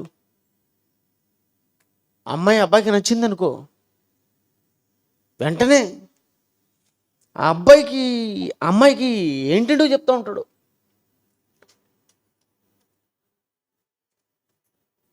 అసలు నువ్వు ఎలా ఉండవు తెలుసా, ఐశ్వర్య ఎవరో తెలుసా, నువ్వే అంటాడు. నిజమేనా? ఆమె ఇప్పుడు భారతీయ నవ్వినట్టు నవ్వుకుంటూ ఉంటుంది. అవును నిజమే, అవునవును, ఐశ్వర్య నువ్వే అంటాడు. దన్న చెప్పినట్టుగా చంద్రుడు ఏండ అంటాడు. చంద్రుడు ఎక్కడున్నాడు అంటాడు. ఆమెనే చంద్రుడు అంటాడు, పైన ఉంటాడు. ఎవరు చెప్పాను నీకు చంద్రుడు అంటాడని? మరి అంటాడంటే ఇదిగా నా ఎదురుగా నువ్వే అంటాడు. తమేలని పడిపోతుంది, పడదు.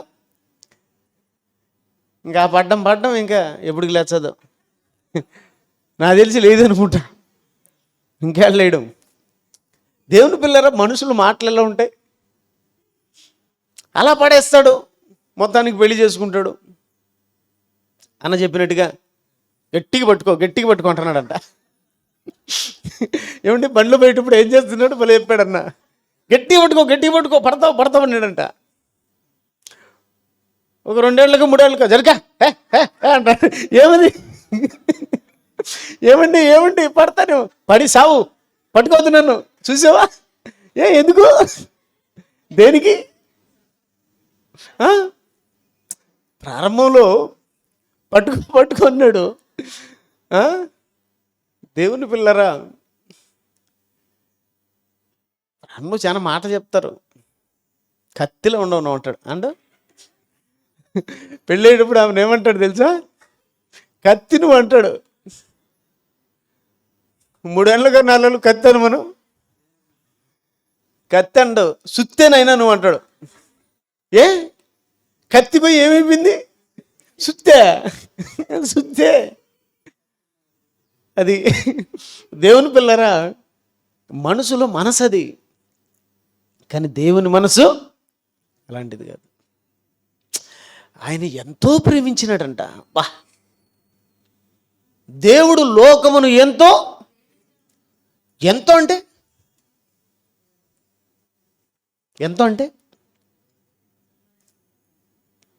మీకు ఉదాహరణకు ఒకటి చెప్తాను. దేవుడు ప్రేమ ఎంత అనడానికి, ఆకాశం ఎంత ఉందో చెప్పండి. ఆకాశం ఎంత ఉందో చెప్పండి. కొత్త వాళ్ళు వచ్చారు, మీకు కూడా చక్కగా అర్థమయ్యేటట్టు చెప్తున్నాను వాక్యం. ఆకాశం ఎంత ఉందో చెప్పగలరా? కొలవలేనంత ప్రేమ నాది అంటున్నాడు దేవుడు. నా ప్రేమ ఎంతదో తెలుసా? కొలవలేనంత ప్రేమ నాది మీ మీద. ఇంకొక ప్రేమ చెప్పానా మీకు తెలుసు, లోకమును దేవుడు ఎంతో, మొదటి యోహాను సువార్తలో ఉంటుంది, మీ అందరికీ తెలుసు, 3:13 అనుకుంటాను, 3:16. తర్వాత ఇంకొక ప్రేమ చెప్పానా, ఎంత ప్రేమ అంటే, ఎంతో ప్రేమించినంటే, అసలు నిజంగా అండి దేవుని ప్రేమ ఆశ్చర్యం అండి. ఆకాశం ఎంత అంటే కొలవలేనంత అన్నారు. ఏమండి ఈ భూమి ఉంది చూసావా, ఈ భూమిలో దేవుడు మనిషి కోసం ఎన్ని పెట్టాడు తెలుసా? చెప్పుకోలేనన్ని ఆహార పదార్థాలు తెలుసా మీకు? చెప్పుకోలేనంత గాలి, చెప్పుకోలేనంత నీరు, చెప్పుకోలేనంత నింగి, చెప్పుకోలేనంత నేల,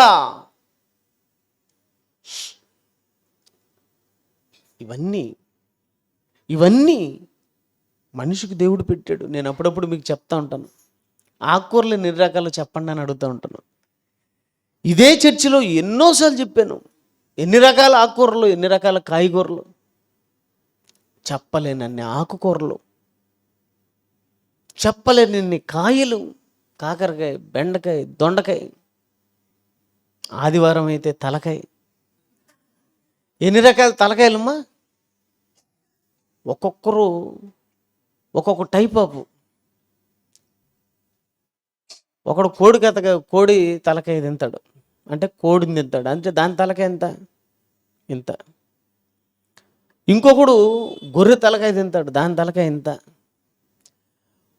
ఇంకొకటికి ఈ రెండు సరిపోవు. ఇంతది కావాలా? అంత దొరుకుతుంది నాకు తెలిసి. దొరకదన్నా? గొడ్డలతో కట్టెలు జిలేస్తాడు దాన్ని. ఏంద్ర వాటది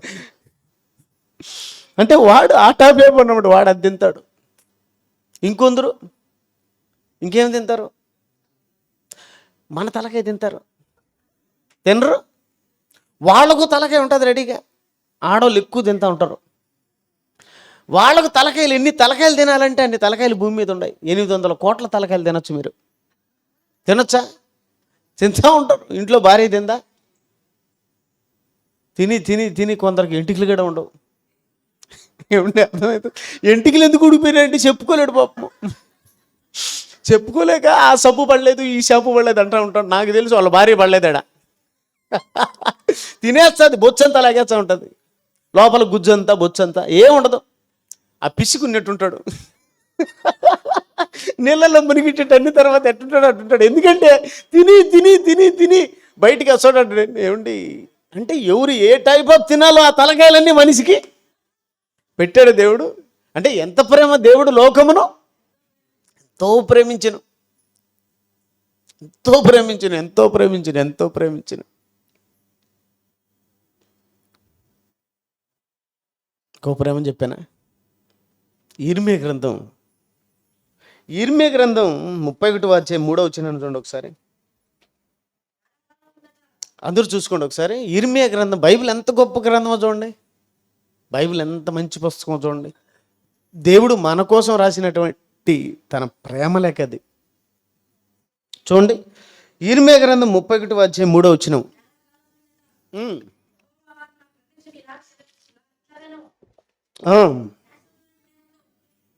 శాశ్వతమైన ప్రేమతో నేను నిన్ను ప్రేమించుతున్నాను. ఏ ప్రేమమ్మా? శాశ్వతమైన ప్రేమ. శాశ్వతమైన ప్రేమ, శాశ్వతమైన ప్రేమ. దేవునికి మన ఎడల ఎలాంటి ప్రేమ? శాశ్వతమైన ప్రేమ, శాశ్వతమైన ప్రేమ. మనకు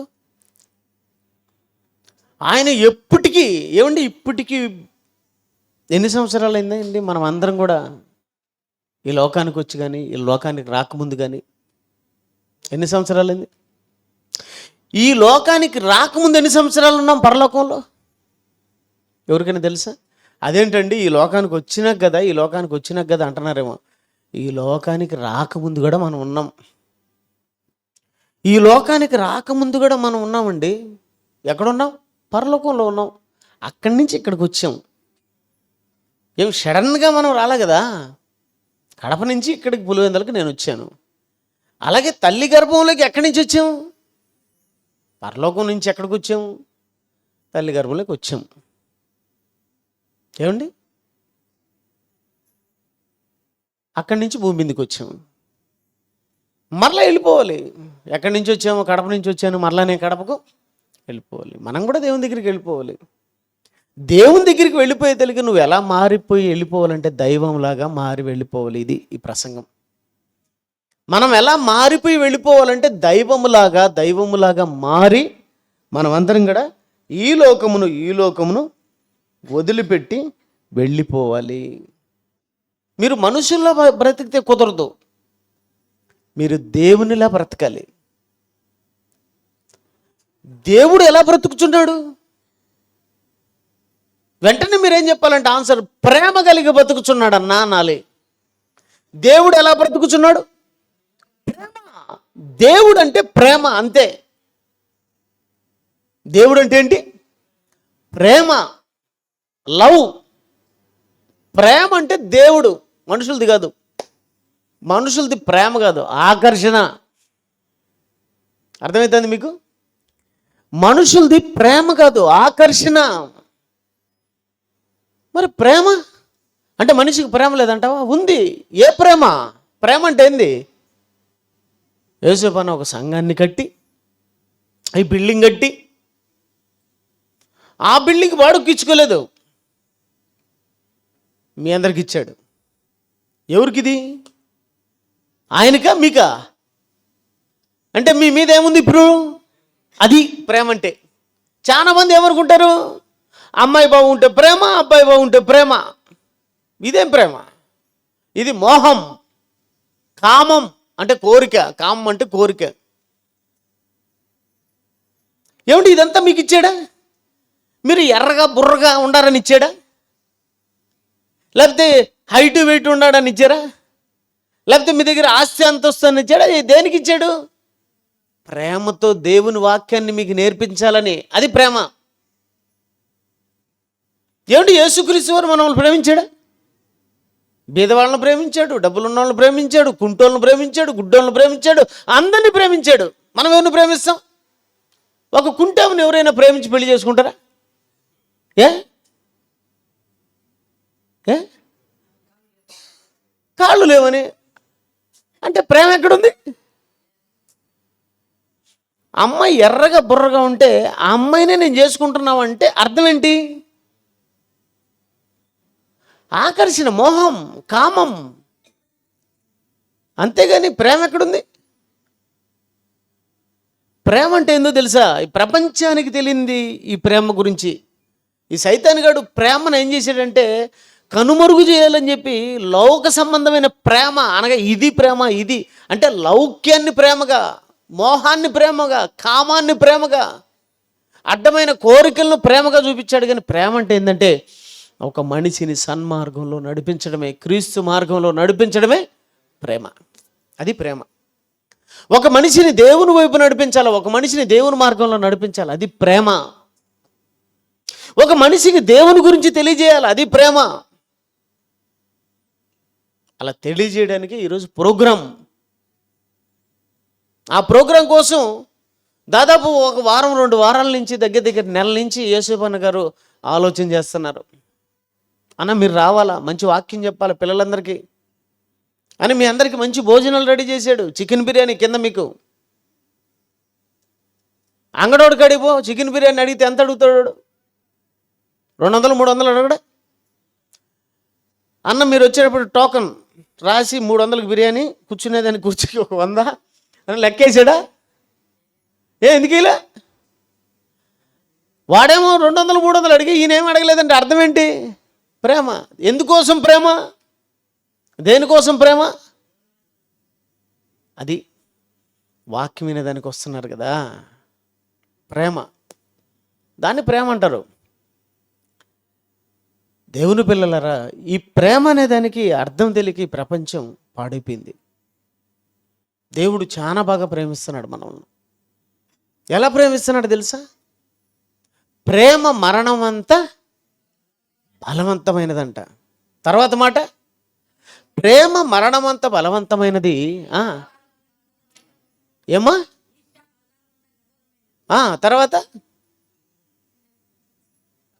తర్వాతమ్మా అదే పరమగీతం 8.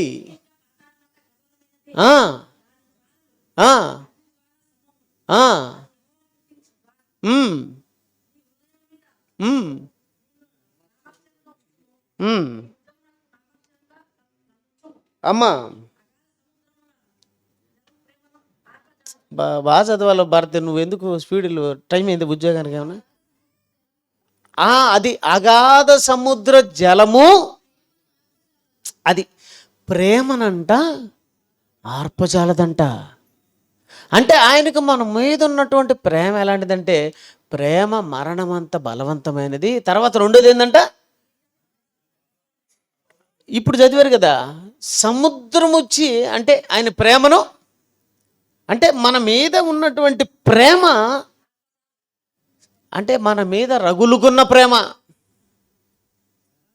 మన మీద దేవునికి ఏం రగులుకున్నది?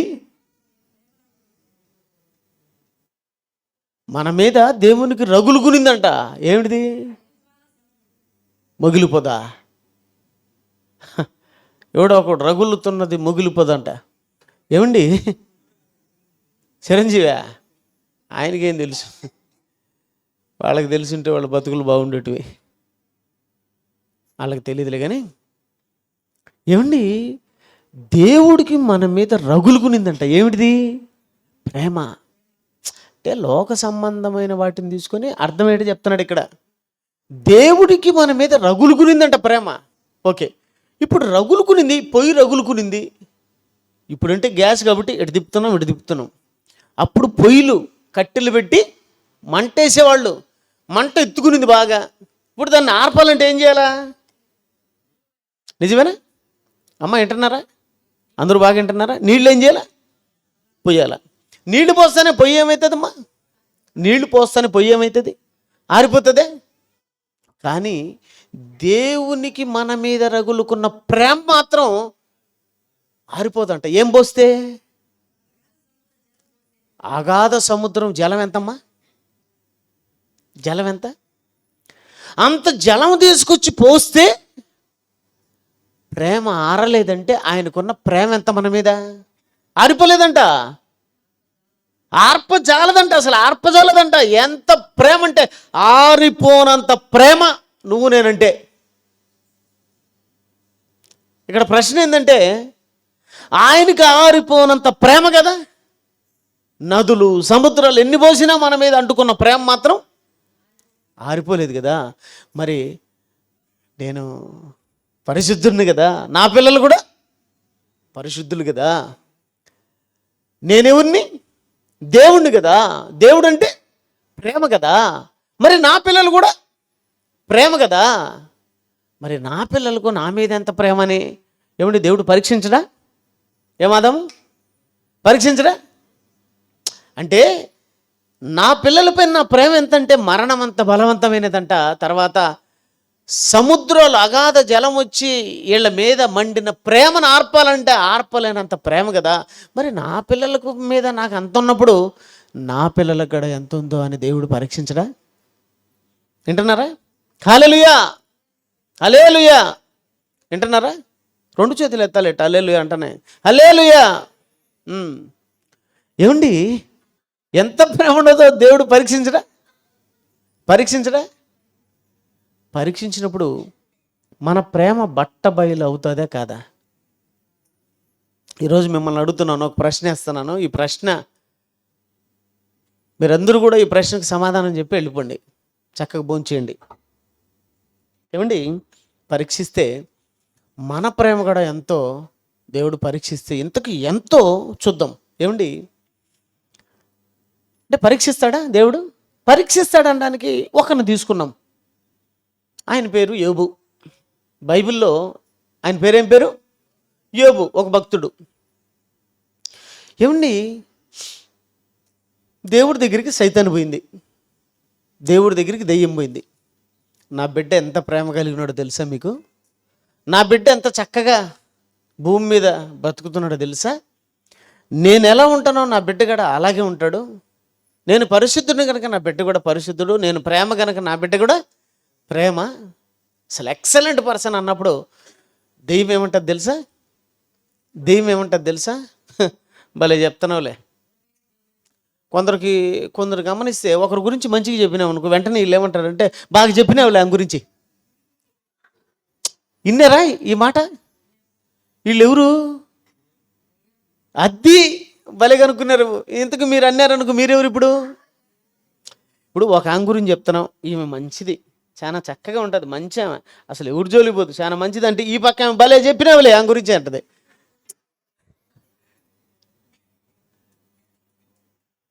ఆమె బాగుంటుందండి, తెల్లగా ఉంటుంది, బాగా చక్కగా ఉంటుంది, పొడుగ్గా ఉంటుంది, జడగిడ బాగుంటుంది అని అంటాను అనుకో. ఇంకొక ఆమె నీ ముఖం ఆమె భలే ఉండదులే, ఆమె పండ్లు ఆమె అందు. ఎందుకు? ఇది సైతాన్ని గడుకున్న లక్షణం. వాడు కూడా ఏమంటున్నాడు తెలుసా? బాగా చెప్పినావులే నీ కొడుకు గురించి, అన్నీ ఇచ్చినావు గనక నీ కొడుకు దేవుడు దేవుడు దేవుడు అని నీలాగే ఉంటున్నాడు, నీలాగే మాట్లాడుతున్నాడు. అన్నీ తీసేయి, అన్నీ లేకుండా చెయ్యి, అప్పుడు దేవుడు అంటే ఒప్పుకుంటాను. అవునా? సరే మరి ఓకే పో, అన్నీ తీసేసినాను, అన్నీ నీ చేతికి ఇచ్చేసినాను పో. సైతాన్ గాడు భూమి మీదకి వచ్చాడు. ఎవరు? దెయ్యం. దేవుడి కాడి నుంచి భూమి మీదకి వచ్చాడు. ఇప్పుడు యోబుకి ఏమేమి ఉన్నాయి? అసలు ఊజు దేశంలో అతని వంటి గొప్పవాడు ఇంకొకడు, ఆస్తులు కానీ అంతస్తులు కానీ ఎనిబడి దేంట్లో అయినా సరే నెంబర్ 1 పర్సన్ ఎవరు? యోబు నెంబర్ 1 పర్సన్, చాలా ఉన్నతమైనటువంటి వాడు. ఇప్పుడు ఏమంటే యోబుకు ఆస్తి ఎంతో తెలుసా? ఆ దేశంలో ఎవరికి లేదు అంత ఆస్తి. తన పిల్లలు లాంటి వాళ్ళు అన్నీ నెంబర్ 1 పర్సన్లో ఉన్నాడు, నెంబర్ 1 పొజిషన్లో ఉన్నాడు. ఏమండి అది వచ్చి ఏం చేసిందో తెలుసా? యోబుకున్న ఆస్తుల్లో ఫస్ట్ది పోగొట్టాడు. ఏది? గొర్రెలు. 8,000 గొర్రెలమ్మా. యోబుకున్న గొర్రెలన్నీ 7,000 గొర్రెలు. యోబు అధ్యాయం మొదట్లో ఉంటుంది, మీకు చెప్పుకుంటూ వస్తున్న టైం లేదు కనుక. యోబుకు 7,000 గొర్రెలు ఉండేటివి. 7,000 గొర్రెలు ఏమైనాయి? ఏమండి 7,000 గొర్రెలు పోయండి. 7,000 గొర్రెలు అంటే ఎంత డబ్బు, ఎంత ఆస్తి, ఎంత అంతస్తు. 7,000 గొర్రెలు పోయి. బాగా వినాలి మీరంతా. ఈ ప్రసంగం అయిపోయిన తర్వాత ఎవరు వినలేదో నాకు బాగా కనపడుతున్నారు, వాళ్ళని లేపి అడుగుతాను నేను. యోబుకి ఎన్ని వేల గొర్రెలు అని అడుగుతాను. అప్పుడు మీరు చెప్పాలా. దేవునికి మన మీద ప్రేమ ఎంత అని అడుగుతాను, దానికి చెప్పాలా. దేవుడికి ఉన్న ప్రేమ ఎంత, దానిని ఆర్పజాలనేది ఏది అని అడుగుతాను. కొన్ని అడుగుతాను, ఎందుకంటే మీరు విన్నారో లేదో నాకు తెలియాల. ఏమండి అందరిని అడుగుతాను, ఎవరిని వదిలిపెట్టను, ప్రతి ఒక్కరిని అడుగుతాను. శ్రద్ధగా వినాలి మీరు. ఏమండి వచ్చింది ఇంతకు దేవుని మీద ఎంత ప్రేమో దేవుడు తెలుసుకోవాలనుకున్నాడు, అందుకు సైతాను గన్ను ఉపయోగించుకున్నాడు. ఓకే, నా మీద చాలా ప్రేమ, ఏం చేసినా యోబు నా విషయంలో వెనక్కి తగ్గడు అన్నాడు. తగ్గుతాడు అన్నాడు, పో అన్నాడు. నాకు కొన్ని అవకాశమే, తగ్గుతాడో లేదో చూపిస్తానన్నాడు, సరిపో అన్నాడు. యోబుకున్న ఆస్తుల్లో మొదటగా 7,000 గొర్రెలను పోగొట్టాడు. ఏమండి 7,000 గొర్రెలు పోతే యోబు దేవుని సన్నిధానానికి రాకుండా ఏమన్నా ఆగాడా?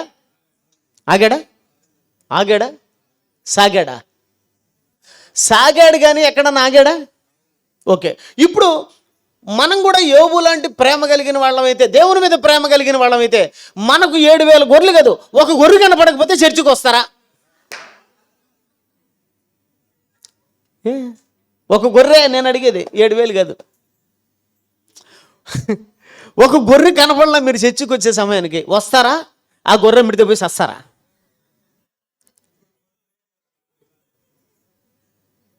ఏమైపోయింది? మొదటి దాంట్లోనే ఫెయిల్. మొదటి దాంట్లోనే ఏమైపోయినారు? 7,000 గొర్రెలు. సరేలే, గొర్రె లేకన్నా కూడా రావడంలే. గొర్రె అటు పక్కన పెట్టి, గొర్రెలు ఏమంటే ఇప్పుడు చర్చికి రాని వాళ్ళందరికీ గొర్రెలు ఉన్నాయా? ఎందుకు రాలా? ఏదో ఉంటాయి కొన్ని గొర్రెలు లాంటివి ఈ గొర్రెలకు, అందుకే రాలా. నెక్స్ట్ ఏం పోయిందన్న? 3,000 ఒంటెలు పోయాయి. 3,000 ఒంటెలు పోయాయి.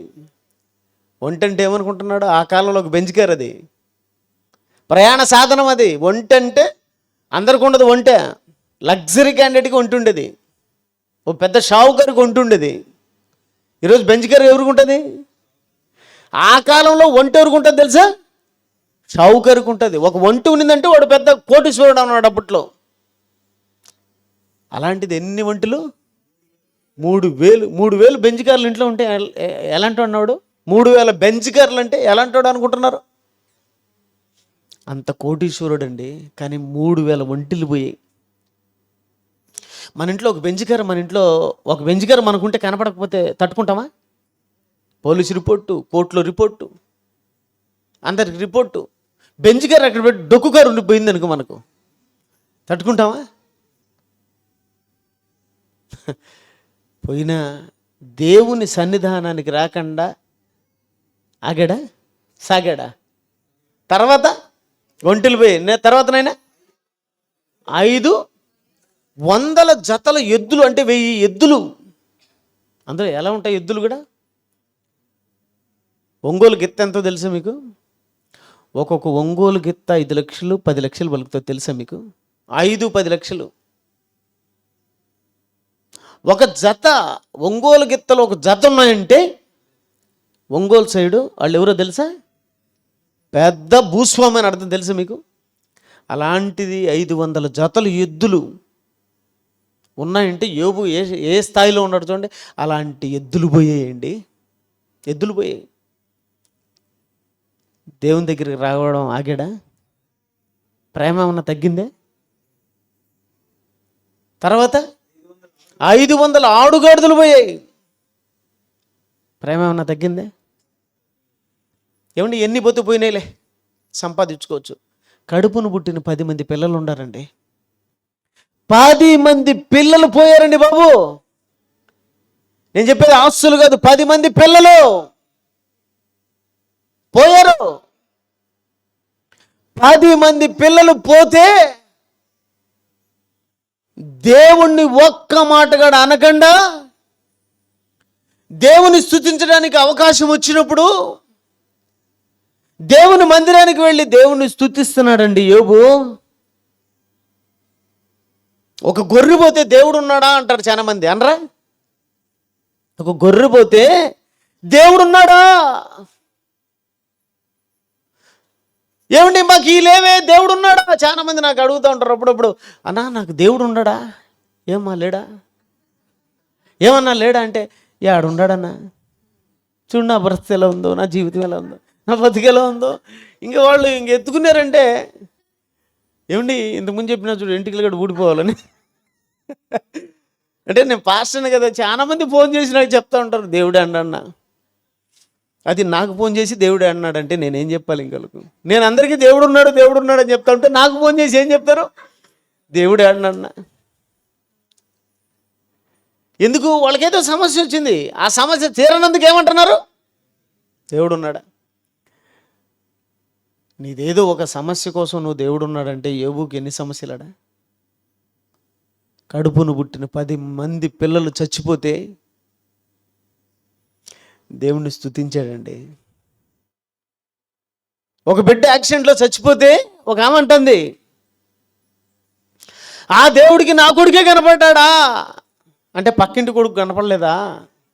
ఎదురింటోడు కనపడలేదా? అంటే ఓడి చచ్చినా మంచిది, నా కొడుకు మాత్రం చావకూడదు. దేవుడికి నా కొడుకే కనపడ్డా, నేనే కనపడ్డానా? ఎంత అన్యాయస్తుడు అయ్యా నువ్వు. నీ ధూము తగల ఎవరిని? యోబు 10 మంది పోతే బా ఏమన్నాడు తెలుసా? దేవుడిచ్చెను, దేవుడు తీసుకుని పోయిను, దేవుని నామమును స్తుతి కలుగునుక. ఎవరన్నా ఉండరా? 10 లక్షలు లేకపోతే దేవా నీకు వందనములు అలయంలో చేయొద్దండి. 10 లక్షలు లెక్కపోయింది, పోయింది, డబ్బు పోయింది, దేవా నీకు వందనములు తండ్రి అనేవాళ్ళు ఉండరా?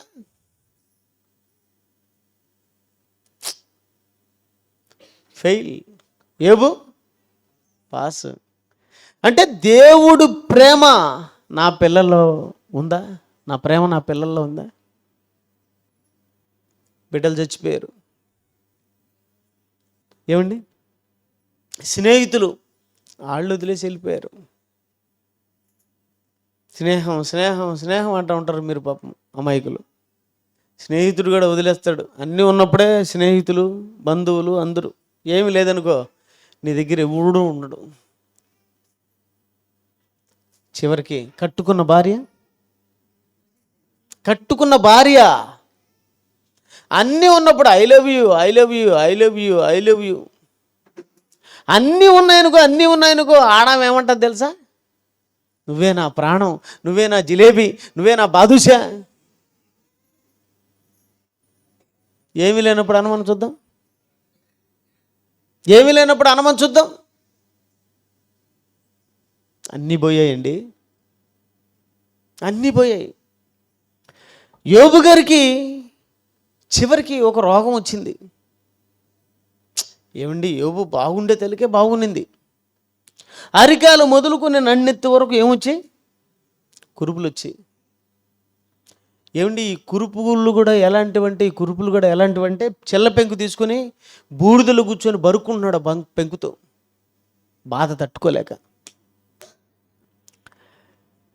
అప్పుడు వరకు ఉన్నిందండి లోపల ఓపిగ్గా. అప్పటి వరకు ఓపిగ్గా ఉన్న యోబు భార్య ఒక్కసారిగా ఎప్పుడైతే ఆయనకు కురుపులు వచ్చాయో, వికారంగా మారిపోయాడు, అప్పుడు లోపల ఉండేది బయటపడింది. బా, అంటే ఎంత మర్మమైన మనిషో చూడు. అప్పుడు వరకు ప్రేమతోనే ఉన్నట్టు ఏమండి ఎలా నటించిందో చూడు. అప్పుడు వరకు ఎలా ఉన్నింది? ఆయన అనుకుంటాడు, అందరూ వదిలిపోయినా నన్ను నా భార్య మాత్రం వదలలేదు అనుకుంటాడు. నిజంగా చెప్తానన్న, ఆ సిచ్యువేషన్ అలాగే ఉంటుంది చూడండి. ఎవరు వదిలినా నా భార్య నన్ను వదలలేదే అనుకుంటా ఉన్నాడు.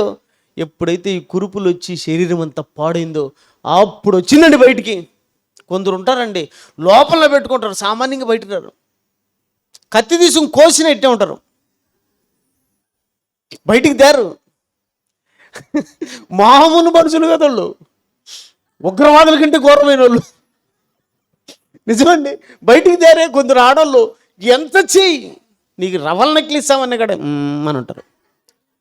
బయటికి తేరు విషయాన్ని సామాన్యంగా చెప్పరు. మనం కరెక్ట్ అనుకుంటూ ఉంటాం, బయటికి దూకిందండి అగ్గిపర్వతం దూకినట్టు. ఎప్పుడు ఛీ అంటాను, ఇటు చూశాడు. ఏందేమే సావుపురా దరిద్రుడా, ఏం సావమంటున్నావు? ఏంది సావమంటున్నావు? ఇంతవరకు నాతోనే బతుకుతాను, నాతోనే ఉండమంటాను, ఇప్పుడేం సావమంటున్నావు? ఛీ, ఇంకా మళ్ళీ మాట్లాడుతున్నావు. ఆ దేవుడు నువ్వు ఇద్దరు కలిసి కట్టకట్టుకుని దూసి ఏమన్నా అంటుంది. అంటంలే, వచ్చేసింది బయటికి లావా వచ్చినట్టు. బాయ్ చిట్టగా ఏమండి, చిట్ట చివరున్న భార్య కూడా ఏమైపోయింది? వెళ్ళిపోయింది, తట్టుకోలేకపోయింది. నా భార్యకు నా వాసన అసహ్యమైందంట. అసహ్యమా? నా ఊపిరి నా భార్యకి ఏమైంది? అసహ్యమైపోయింది. అంతే అండి, వదిలేసి వెళ్ళిపోయింది. ఎంతమంది వదిలేసి వెళ్ళిపోయినా మళ్ళీ ఆ మాట ఉందో లేదో మరి చూస్తారా? ఏమన్నా లేదనుకుంటారేమో. ఏనైనా ఎన్నో వచ్చినవమ్మా? 10వ వచనం అంటే అధ్యాయం చెప్పమ్మా. యోబు గ్రంథం 10వ వచనం, అది కాదమ్మా. యోబు గ్రంథం 16:19. యోబు గ్రంథం 16:19.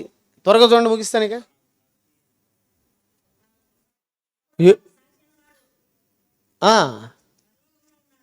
16:19, 19:16.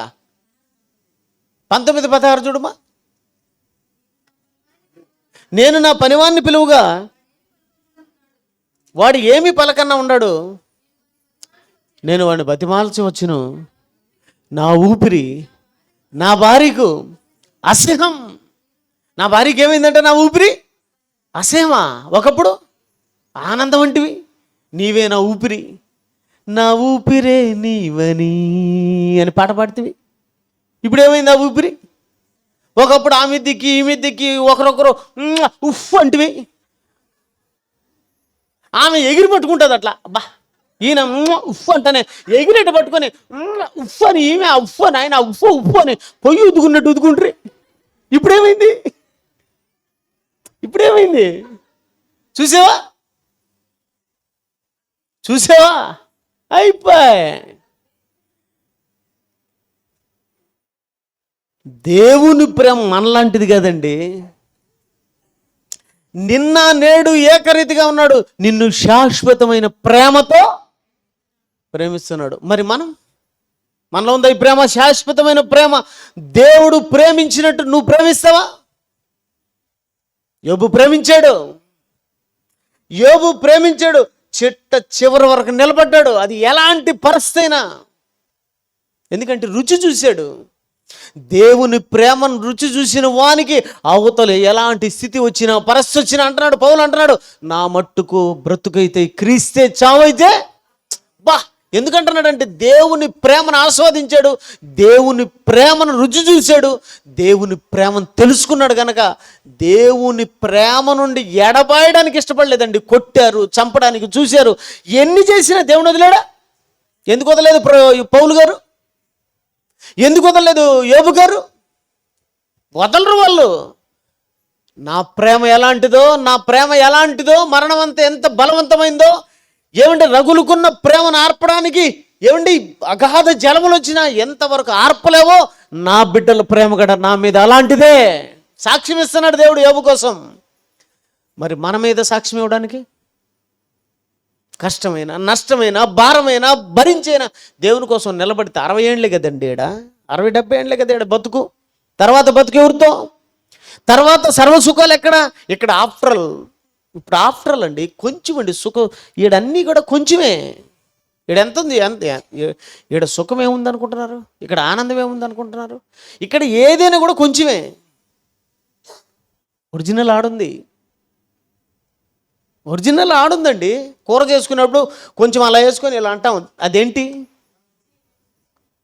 ఉప్పు కారం సరిపోయిందే లేదని చెప్పి కొంచెం ఒక సుక్క అట్టేసుకొని అట్టు అంటాం. దాన్ని ఏమంటారంటే శాంపిల్ అంటారు. అంతేనా? ఒరిజినల్ ఏడుంది? కొండలో ఉంది. ఇది మీకు అర్థమైతే మనకు ఒరిజినల్ పరలోకపు కొండలో ఉంది. మరి భూమి మీద ఇది సుక్క, శాంపిల్. ఈ శాంపిల్కే మీరు అందరూ ఎగిరిగిరి పడుతున్నారు. ఒరిజినల్ కోసం ఆడండి, ఒరిజినల్ కోసం బ్రతకండి.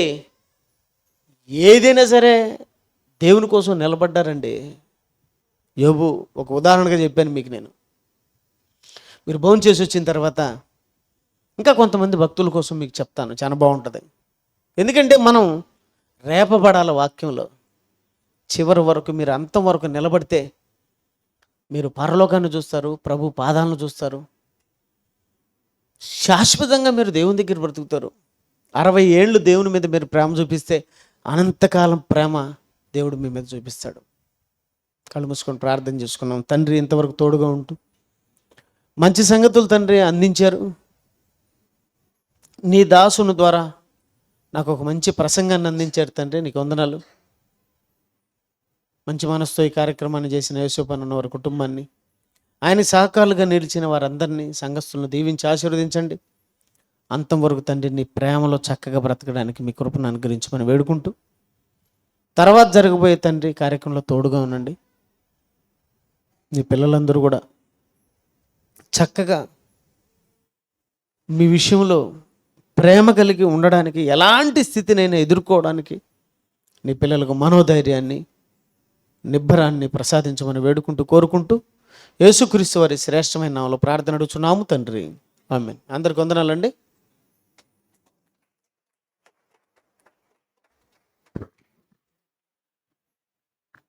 మంచిది.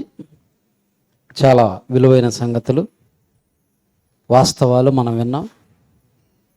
విన్నదాన్ని బట్టి తేలిన ఫలితం ఏమిటి? అర్థమైందా? ఎంతమందికి ఫలితం వచ్చింది? చక్కగా దేవుని మాటలు అందించినటువంటి దైవజనులకు మరొకసారి మనందరం అభినందనలు తెలియజేద్దాం. ప్రేమణ దేవుని వర్లరా, మరి భోజనం అనంతరం కూడా ఒక సందేశాన్ని విందాం. మరికొన్ని వాస్తవ సంగతులు చెప్తాం, ఎవరు మిస్ కావద్దు.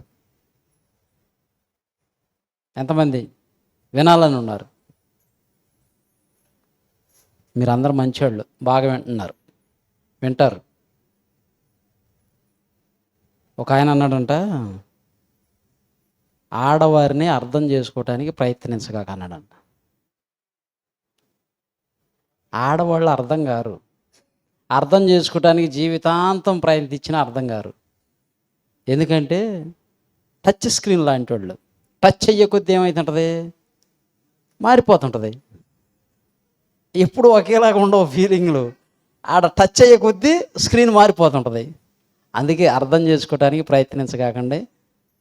అర్థం చేసుకోవాలంటే ఎలానో మరలా భోజనం తర్వాత చెప్తా.